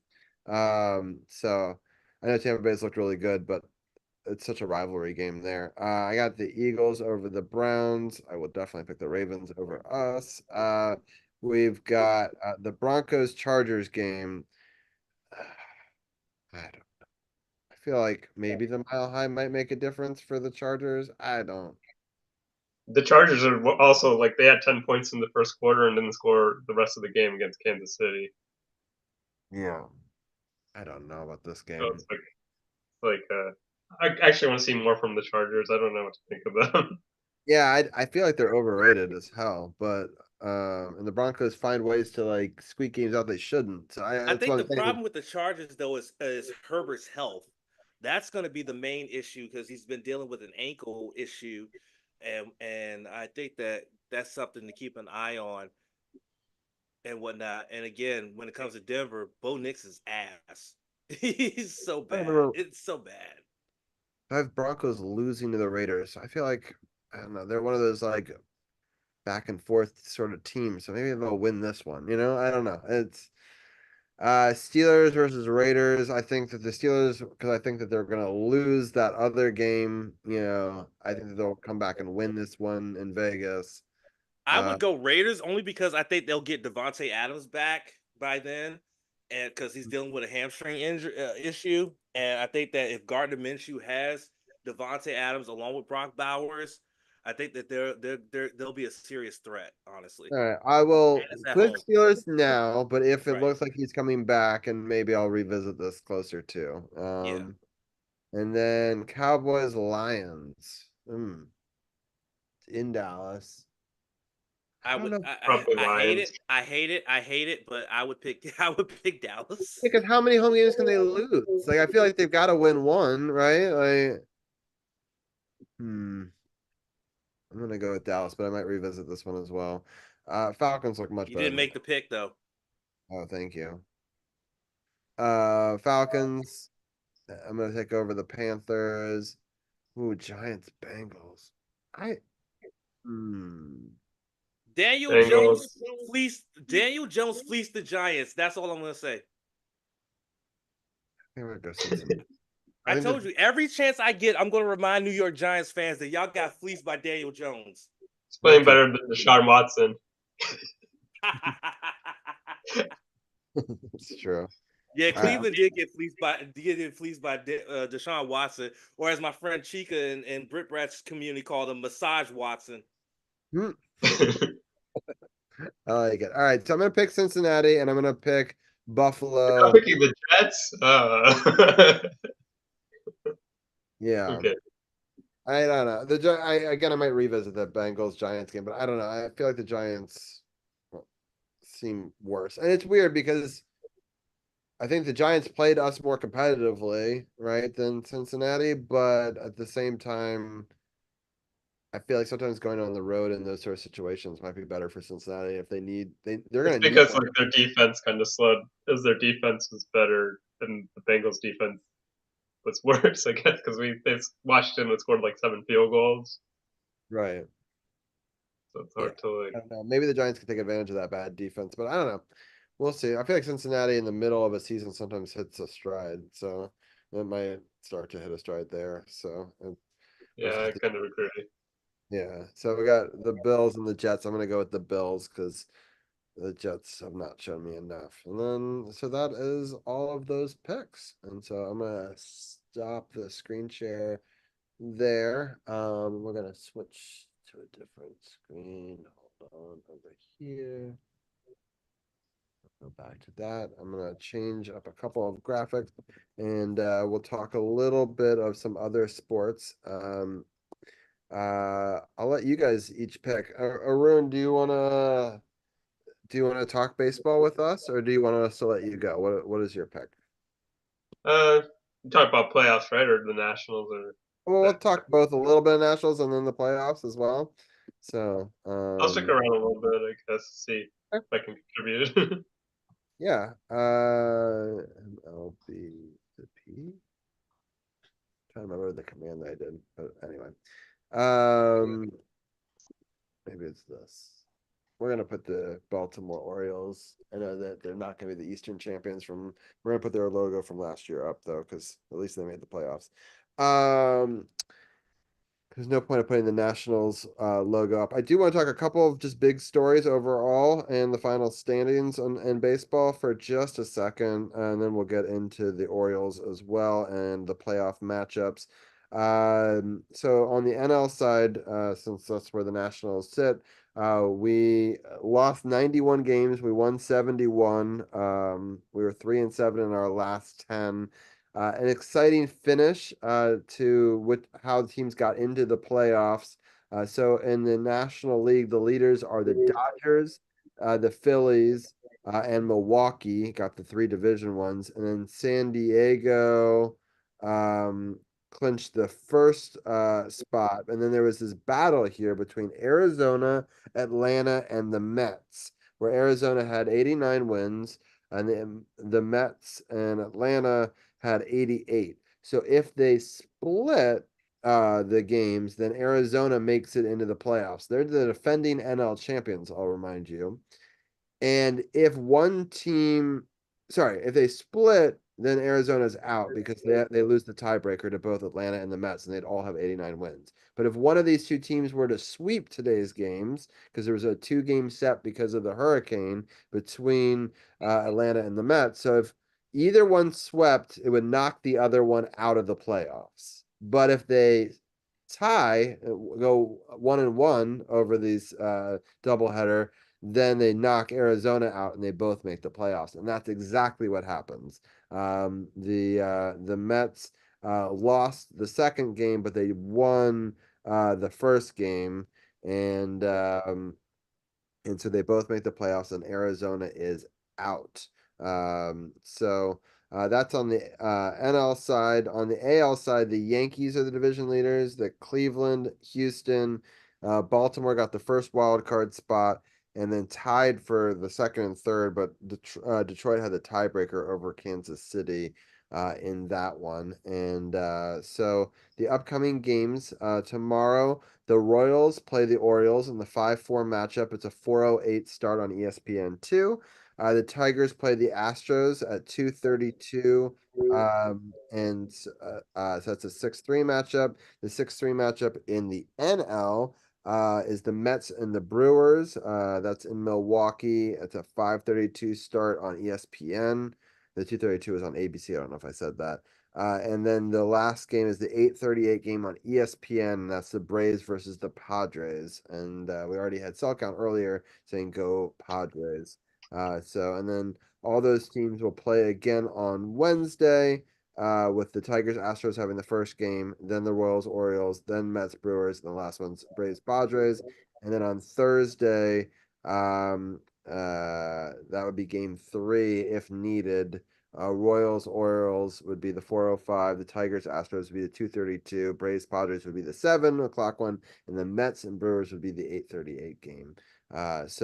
Those are the series. Those are the wild card series. The winners of those would then play the two division champions that had the bye. And I'll go to you, Arun. What are some of your thoughts on the baseball playoffs? Yeah, the Mets basically advanced to the playoffs just by beating the Braves 8-7 today, and it'd be interesting to see the Orioles how they do against the Kansas City Royals. They play tomorrow. They're already sent out some announcement that it's okay for people to skip school. I don't know if the schools will agree to that, but the Orioles are putting out a statement, and yeah, so we'll see if Baltimore, because they acquired that Cy Young starting pitching in the playoff for the playoffs, and let's see. I think it'll be good to see if the Orioles can go how far they can advance to the playoffs and have a local team do well. Since I think 2019 when the Nationals won, that was probably the last time the local team has gone deep in the playoffs in baseball. Yeah. Ken, I know you haven't been following baseball as much this year, but any thoughts going into the playoffs? Well, it's good to see that there is a team that's near the DMV that's in the playoffs. Shout out to the Orioles. Um, it's crazy to think how much parity is. Oh my lord! Sorry, I'm watching Monday Night Raw and something just happened that was crazy. But anyway, it's crazy to see how much parity there is in Major League Baseball and whatnot. And it's great to see that the Orioles have come from. There was a time when I was following baseball, the Orioles were one of the worst teams in the American League, and now they're one of the top teams in the American League. It's absolutely insane to see the turnaround that they've had uh, in the last few years and whatnot. So it's good. It'll be good to see if they can make a deep run in these playoffs and see what they could do. I will say this though, and I'll go on record as saying this: if the Orioles make it to the NLDS, the ALDS, I'll make an effort to watch the series just to see if they can make it to the ALCS. Yeah. Because I want to see a team. Because truth be told, I actually used to root for the Orioles before the Nationals got moved here from Montreal. That was the team I used to root for when I was into baseball heavy because I played baseball in high school. And so it would be great to see the Orioles make a deep run in these playoffs after so many years of mediocrity. And so if they manage to make it to the ALDS, I would watch that series and watch it and see how well they could do it in the ALDS. Maybe they can make it to the ALCS. And if they make it to the ALCS, I'll watch that series too. And if they somehow, some way make it to the World Series, guess what, folks? I'll watch that too. Nice. I also grew up an Orioles fan, and so I love the Frederick Keys, which used to be their minor league affiliate team before they went independent. And that's the games I've been taking Zach and Zara to. So the Seahawks, by the way, Quick funny story, Robbie. The night that Cal Ripken broke the consecutive games record, I was in my bed in my parents' house. I think I was working on an essay for school. I think it was 1996. I was a freshman, going to Bishop McNamara High School, right? And I actually sat and watched that game live when he broke the streak. They had on the building that's behind, that's in the right field spot over at Camden Yards. They had a little countdown. They had a little numbers countdown on the building, and every time he got through 7 innings, they would put down a new. They would change the number on that building. I remember that so vividly, and following that all the way until he broke the consecutive games record and things like that. And I remember sitting there watching that and was just in awe that someone could play that many games in a row. And to this day, no one has even come remotely close to that. And I think that's going to be a record that will never be broken.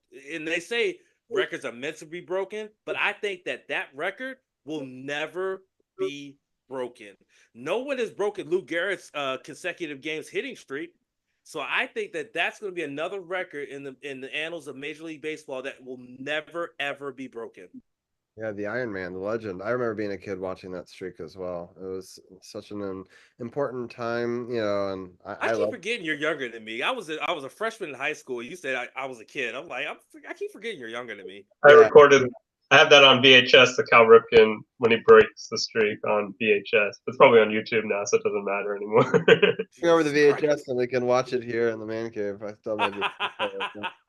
Uh, so I have to say the Seahawks just had to punt it, and wow, first play for the Lions, and they get all the way to midfield. It's just they've been doing this thing where they just come out gunning, and you would think that they're going to run the ball because they want to take some time off the clock. Nope, first down every time. Just it was a little bit of a play fake, but not really, and just another crossing route, and this one's more of like an up and in and through the middle versus like a long crossing route. But big play there by Jared Goff, to really they put him on the 48, their own 48, but still 8:16 left in the fourth quarter.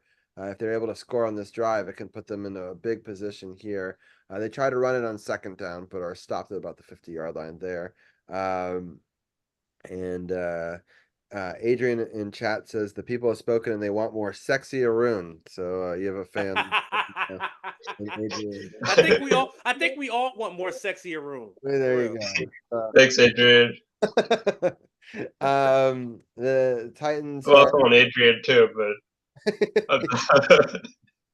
Yes, in fact, speaking of Adrian's teams, the Canucks lead the Oilers. Unfortunately, 1-0 in that one, thanks to Scorebot for the update there. And I think, we'll definitely in 2 weeks. Hopefully, if the Orioles are still involved, we will talk about them more. And if not, we will do a little baseball updates throughout the playoffs and talking about them on that. We are going to talk a little bit of soccer here, but Arun, I wanted to let you get your final thoughts in before we switch gears to soccer and WNBA, unless you wanted to talk about either of those topics. no, I think I'll just shout out Pete Rose, rest in peace. He just died they announced his death a couple hours ago, and also Dikembe Mutombo died earlier Wow. this morning. Oh, really? I didn't know about Dikembe. So that's I knew Brain about cancer. the Kimbe, but I didn't know about Pete Rose. oh wow, we each knew about one of them. Yeah, that's wild. Yeah. So So condolences. rest in Mutombo, yeah, went to Georgetown and played for the Nuggets and Atlanta Hawks, and later the Sixers made it to the NBA Finals. Ladies and gentlemen, please excuse my French, but when in regards to Dikembe Mutombo, fuck cancer. Yeah. He passed away from brain cancer. Oh, that's so sad. What a Yeah. legend. Yeah. That's so terrible. Well, thank you for keeping us updated on all things sports, Arun. I do look forward to talking a bunch of different sports with you as season 9 continues on. I know we'll get your thoughts on the NBA. We're still pretty far out from that, but preseason is about to start and during training camps right now. But we'll definitely talk more NBA and more other sports as well. And hopefully you have a great next couple of weeks. And we'll have you back on sometime in either late October or early November. Sure. Thanks for having me on. All right. So Peace, everyone Arun. Peace. check out Arun. I'll do the Later. Arun command, and you can check out his Twitch channel. He does a lot of different video games over there. Also, the Hey Arun podcast. You can also follow him on X or on Facebook as well. The command is in chat for that. Let's switch gears real quickly. We're going to talk a little bit of MLS. At least it wasn't a loss this week to talk about, Champ, but we're running out of time here. Having a Yeah. tie against the Columbus Crew isn't enough. What were some of your No. thoughts? It's yeah, a tie against the Columbus Crew is not enough. There are still 3 matches left in the season, but it's looking pretty bleak for a chance to even have an opportunity for our 5th MLS Cup in franchise history. They still sit 12th on the table in the Eastern Conference with 34 points. They're tied with the Atlanta United, but Atlanta United has a bit of an edge on them in terms of goal differential, but they're still 3 points back of the top of the 2 teams that are slated to be in the play-in, which is Toronto and Philadelphia. Again, Philadelphia, our last match prior to Columbus Crew beat us 4-0, so that's going to play a big role in the when it comes down to the final. But again, they still have 3 matches to go. They still have to face off against Nashville on this coming Wednesday, and then they have the New England on Saturday. So they have 2 matches this coming week. So they have 2 opportunities to get either another point or 3 points, or potentially either 2 points for 2 draws or 6 points for 2 victories to kind of get them back in the hunt. And then they have Charlotte to close out the season on the 19th, because they have a friendly that's going to be coming up in the middle of October. So they have 2 opportunities this coming week to get up to 6 points to get themselves back into an opportunity for at least the play-in. I don't know if they're going to outright make it to the MLS playoffs. They're going to have to most likely plan for a spot in the play-in, and they need to do it. They have to win. It's these 2 matches coming up this week are must win. There's no ifs, ands, or buts about it. They can't afford to lose, and they can't settle for ties. They have to win these 2 upcoming matches if they are going to have a chance to make that play in. Period. Point blank. Right.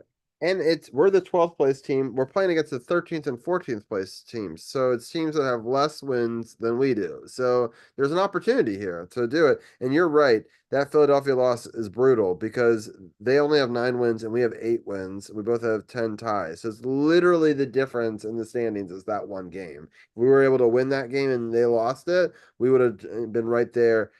Tied right now. The 8th, 9th, and 10th spot all have 37 points. So that's the problem is we've got to jump all those teams, and Atlanta United's tied with us right now. So we need to win and we need help, so it'll be interesting. So in 2 weeks when we're back on the podcast, we'll preview the very last game of the regular season, and we'll talk about how these 2 games went. And because they do have a little bit of a break, I believe, before the last game, which is the 19th. So Almiron scores another touchdown. what? Almiron St. Brown just scored Oh another yeah, touchdown for Detroit. The only reason why I know is because I have him in 2 of my fantasy leagues. So, I just got the alert that he just scored a touchdown. Nice. Yeah. So the Detroit Lions score the extra point. They lead the Seahawks 42-27 with 5:23 left. The Kings lead the Ducks 1-0. Start of the third, Flames lead the Kraken 3-2, and the Oilers score a goal, so good for Adrian. And they now are tied with the Canucks 1-1 with 15:52 left in the third. Thanks to Scorebot for all the updated things. So join us live on Twitch if you want to see the Scorebot, or you can actually see them live on our YouTube channel as well. And we're also streaming on Kick and on our Facebook, but you don't see the unified chats on those 2 platforms. So, but yeah, thank you so much, Champ, for giving us the update on DC United. I did want to give a little update on the playoffs, just how they're going in the WNBA, just so that people know where the standings are on that. I know that unfortunately we did miss it. But right now, in the last set of games, the Suns were able to beat the Lynx 73-70. And the Liberty were able to beat the Aces 87-77. The next games are on Tuesday. The Aces play the Liberty 7:30 on ESPN2, and the Sun will play the Lynx at 9:30 on ESPN2. And then on Friday, those series will continue. Lynx versus Sun at 7:30. Liberty Aces at 9:30. And then if needed, there's going to be potentially two more games in those series. And yeah, so it'll be interesting to see how the playoffs turn out in the WNBA. And the Indiana Fever, they got knocked out by the Connecticut Sun. So that's obviously been the big story of Caitlin Clark, and so unfortunately she didn't make it to the second round. And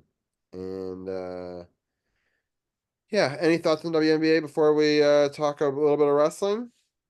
I mean, the Liberty had a phenomenal regular season, only lost 8 games the entire regular season. So they were the number one seed going into the playoffs. And it was clear that they were going to be the odds on favorites going into the playoffs. And they showed it going into the semifinal round of the WNBA playoffs and already getting a victory over the two-time defending champions, the Aces.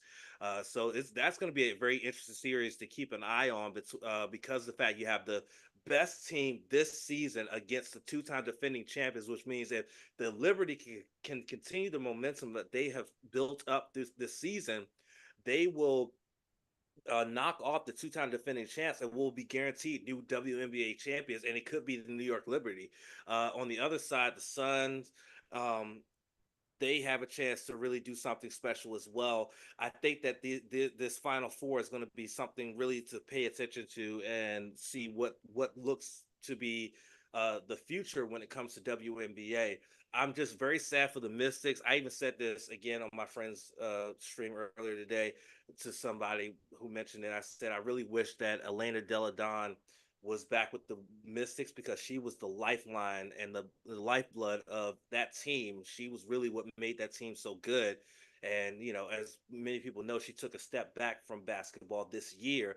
Hopefully, she comes back in 2025 and is able to really revive this team and get them back to be able to run it back as they promised to do when they won the championship a couple of years ago. Hopefully, if she comes back, they can run it back, and then the Mystics will be in the conversation instead of these other teams.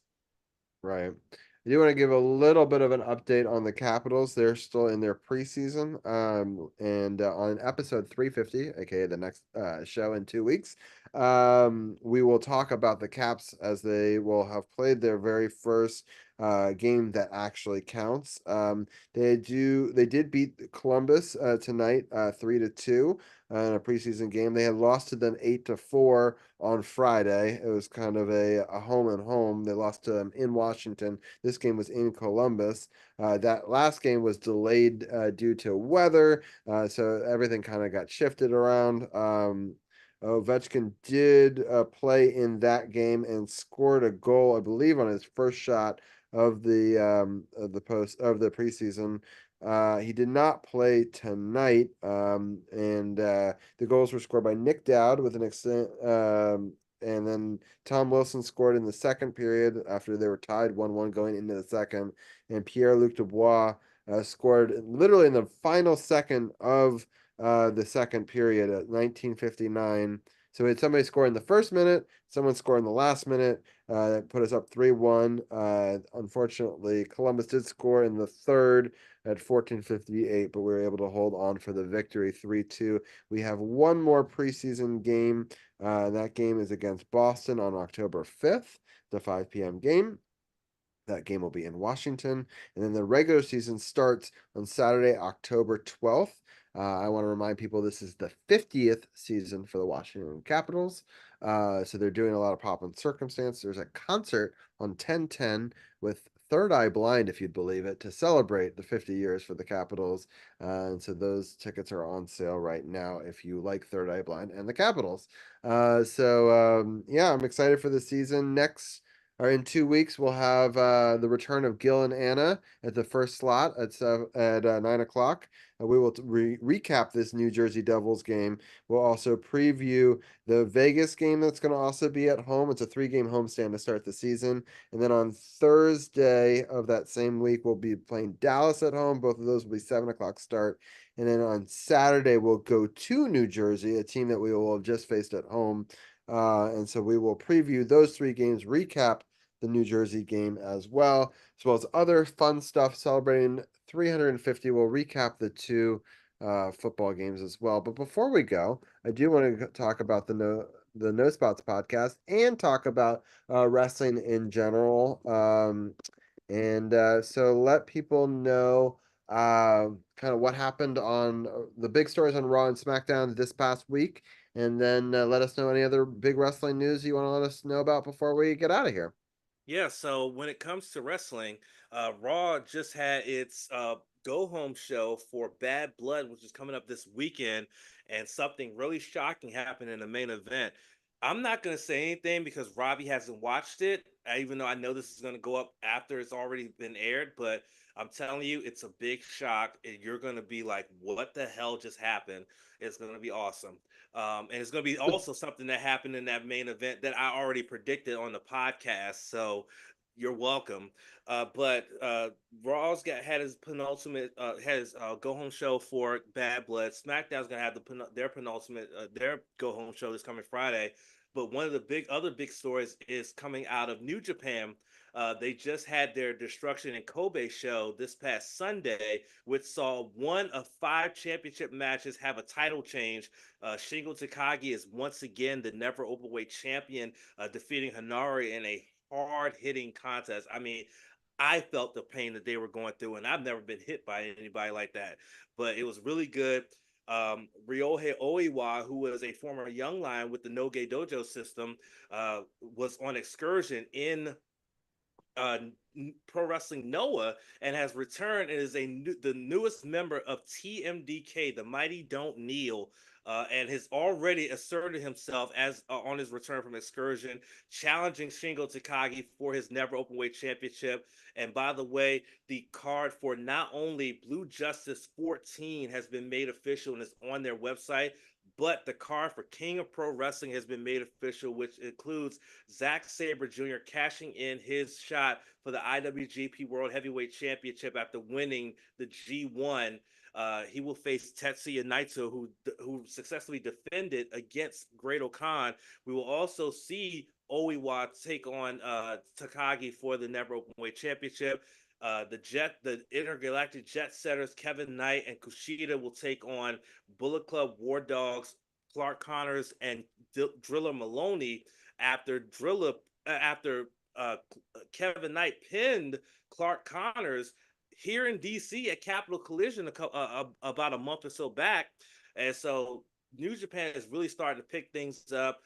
Wrestling is really in a good place right now. AEW, they got Wrestle Dream coming up next week, actually. Next Saturday, we have Wrestle Dream coming up. So when it comes to No Spots, we will be live reacting to Bad Blood this coming Saturday. It has a special start time of 6 p.m. So we will go live at 5:55 Eastern time to do live reactions to Bad Blood. And then the following Saturday, we will be doing live reactions to Wrestle Dream as well. So our podcast will be streamed live on our Twitch channel on Friday the next couple of weeks.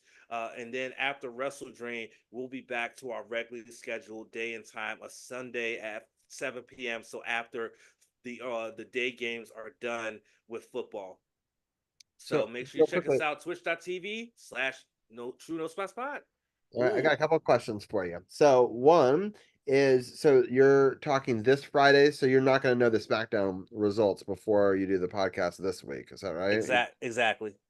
And I did want to rewind a little bit to last week because we were watching the football game and we didn't get to talk about it. What are your thoughts on the Intercontinental Championship? You know, the Jey Uso, Braun Breaker. There's all this talk that maybe he was doing stuff behind the scenes and they wanted to strip him of the title quickly, but also, you know, Jey has deserved a title for quite some time. You know, what are some of your thoughts on all the surprise for a lot of people about the result of that one? Number two, not number one. I think that Braun Breaker has a lot of humility when it comes to the business, given the fact that he comes from a family of wrestlers. His father is a Hall of Famer, Rick Steiner. His uncle, Scott Steiner. The Steiner brothers are legends in the world of professional wrestling. So I would highly doubt that Braun Breaker would do anything backstage to garner any kind of heat and ruin his chance of making a name for himself in his business. I think that it was just a simple thing of they're in California. Jay Uso was born and raised in California, and they wanted to do a sort of a shock and awe title change, not on a pay per view, but on free TV. Like, I was shocked. I never saw Jay Uso winning the Intercontinental Championship and having Braun Breaker drop that championship, and he didn't hit 2 months as champion. I didn't see it, but clearly Triple H and company have a vision when it comes to Braun Breaker and what he does on the main roster. I mean, I want to say more, but I don't want to spoil what happened on Raw tonight. But clearly, they have big plans for Braun Breaker moving forward, and that don't involve the Intercontinental Championship. And I mean, it's really really obvious as I'm sitting here looking at the Seattle Detroit game, and wow, that fourth down play, it was clear they didn't know what the hell they were doing. That's crazy, but it's it's clear they have a plan for Braun, and that's probably why he ended up dropping the Intercontinental Championship to Jey Uso so quickly. And I think that this kid has he has it because he has that pedigree, being that his father and his uncle are Hall of Famers who have his uncle has been a multi-time world champion, and his father has been a multi-time tag champion. So it's clear. Oh, is that a safety? Well, that's a safety. I'm trying to see if he got out. Oh yeah, I think it should be a No, he safety. got out. Oh yeah. They're placing the ball. Yeah, they're placing the ball just a couple like an inch outside the goal line. That's wild. Yeah. I That's mean, safety crazy. would have been big there, but I still, we'll see how that happens. I do want to talk a little bit about SmackDown real quickly, and then we'll get out of here. There's Andre and Carmelo Hayes, they just keep on having these bouts, and they're great bouts. But I'm just wondering if, for me, it's just too many in a short period of time. Like, I'm starting to lose interest in it. Do you know what I'm saying? Like, this is already the sixth match, and they're great matches. And it's what sucks is like they're doing a great job, but I don't know. I like to see mixing it up more for my personal taste. And this is what separates you as the casual fan and someone like myself as the hardcore fan. I can't get enough of Andrade versus Carmelo Hayes. Yeah. Every match that they put on, and they put on 6 matches.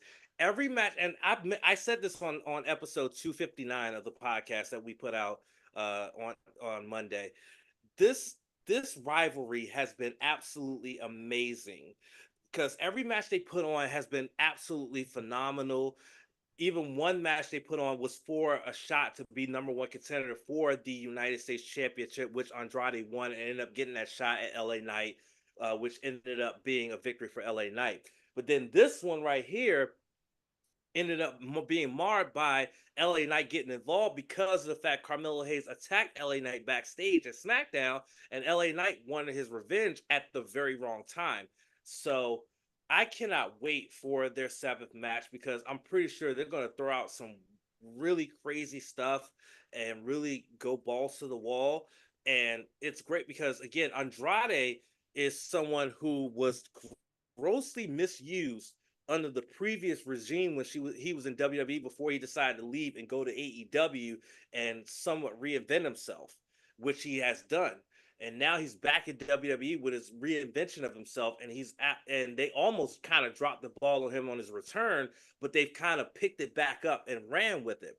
Whereas with Carmelo Hayes, they groomed him in NXT. Him, former North America champion, won the cruiserweight championship and merged it with the North American championship. Won the breakout tournament.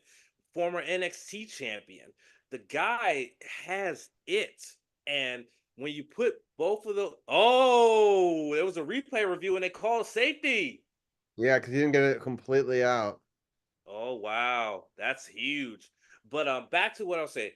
So you put these two guys right here are absolutely just great together. They show that they have great chemistry, and that's why they're going this route. I'm pretty sure once they have the seventh match, they'll be separated and they'll go to separate ways. And I'm pretty sure that Carmelo will start dealing with LA Knight, especially after what he did to him on SmackDown this past Friday. I'm pretty sure that's going to be in the cards and whatnot. But I look forward to this seventh match because I feel like these two guys there's still something they can do with each other before they end up completely separated from each other. Yeah, no, I mean, I agree. There've been good matches. I don't know. I just feel like I don't know.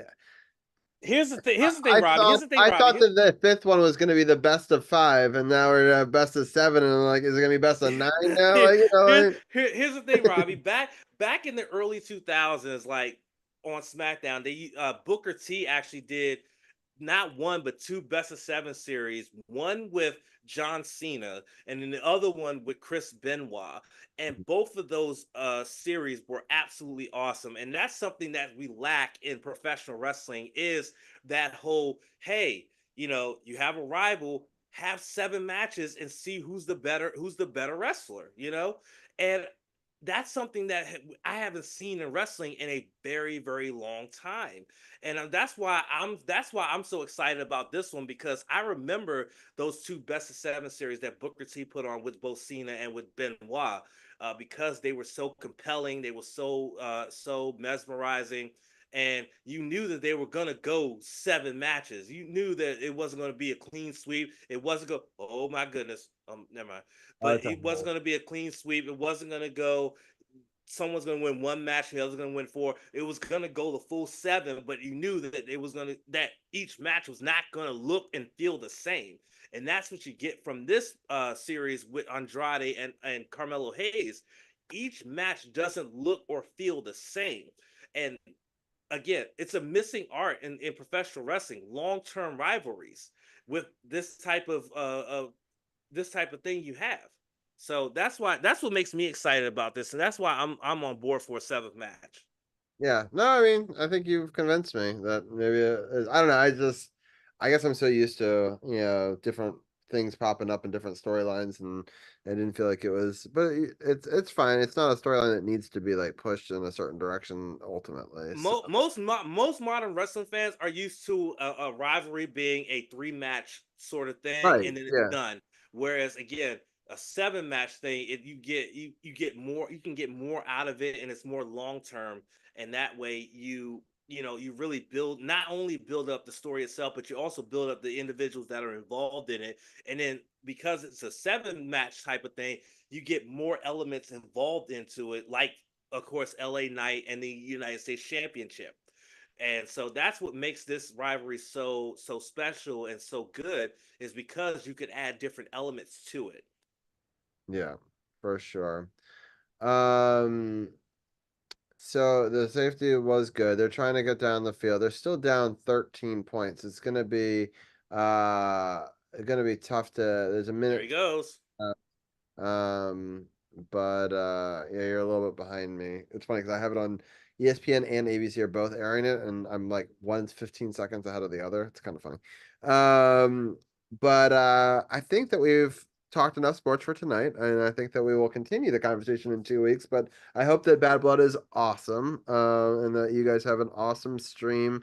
Um, I'll be unfortunately out of town, so I won't be able to watch it. But I know that you guys will crush it with your broadcast as always, and I'll go back and watch the VOD later and see all the excitement there. And but yeah, thank you so much, Champ. You've been such a great co-host, especially these last couple of weeks. Helping me man both hours. Where I know that we'll have hockey talk in upcoming and.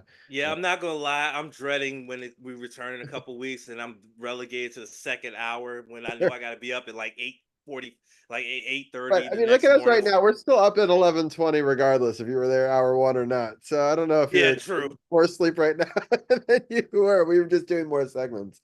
But I appreciate you, regardless of how many segments you do on the show. And definitely, people should go check out the No Spots podcast. And let's just take a quick look to see who we can raid today before we head out of here. And yeah, do you have anybody on before I head out of here? Well, it's funny because someone that I'm out for is on right now, so because I was going to end up going there anyway and hanging out until I was ready to go to bed and whatnot. I Who don't is know it? what she. Oh, she's playing. Oh my God, she's playing Rainbow Six Siege. What the hell? Yeah. Do you want to throw her name in chat and I can write out to it? I'm down. Actually, I could do one better. Hold on, I could do one better. Hang on, hang on, hang on, hang on. Hang Gonna show up in the on. activity feed. I don't know. Hang on. Uh, Let's see. I'll- I found out I can do this. Watch this.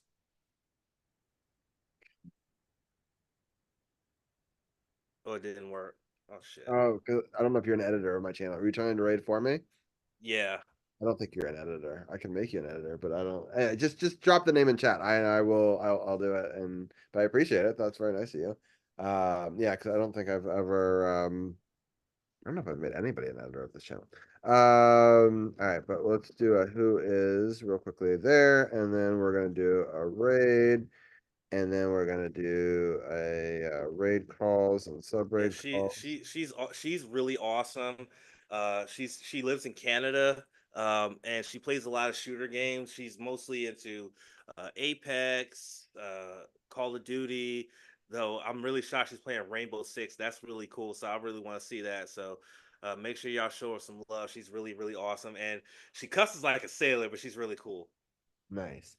With that, we're going to end the stream on all four platforms. Thank you for tuning in. And whether you're been a fan for one episode or 349 episodes, we really appreciate you. We'll be celebrating episode 350 in 2 weeks. We'll have Hockey Talk returning. We'll recap the two football games. We'll talk about how uh, both soccer is going, and we'll talk about how the playoffs and baseball are going as well, and any news with regards to the NBA season as well. And we look forward to breaking it all down with you guys. And Champ, thanks again. And we'll see you guys all in 2 weeks. We're taking next week off, and we'll be back in 2 weeks and with 350.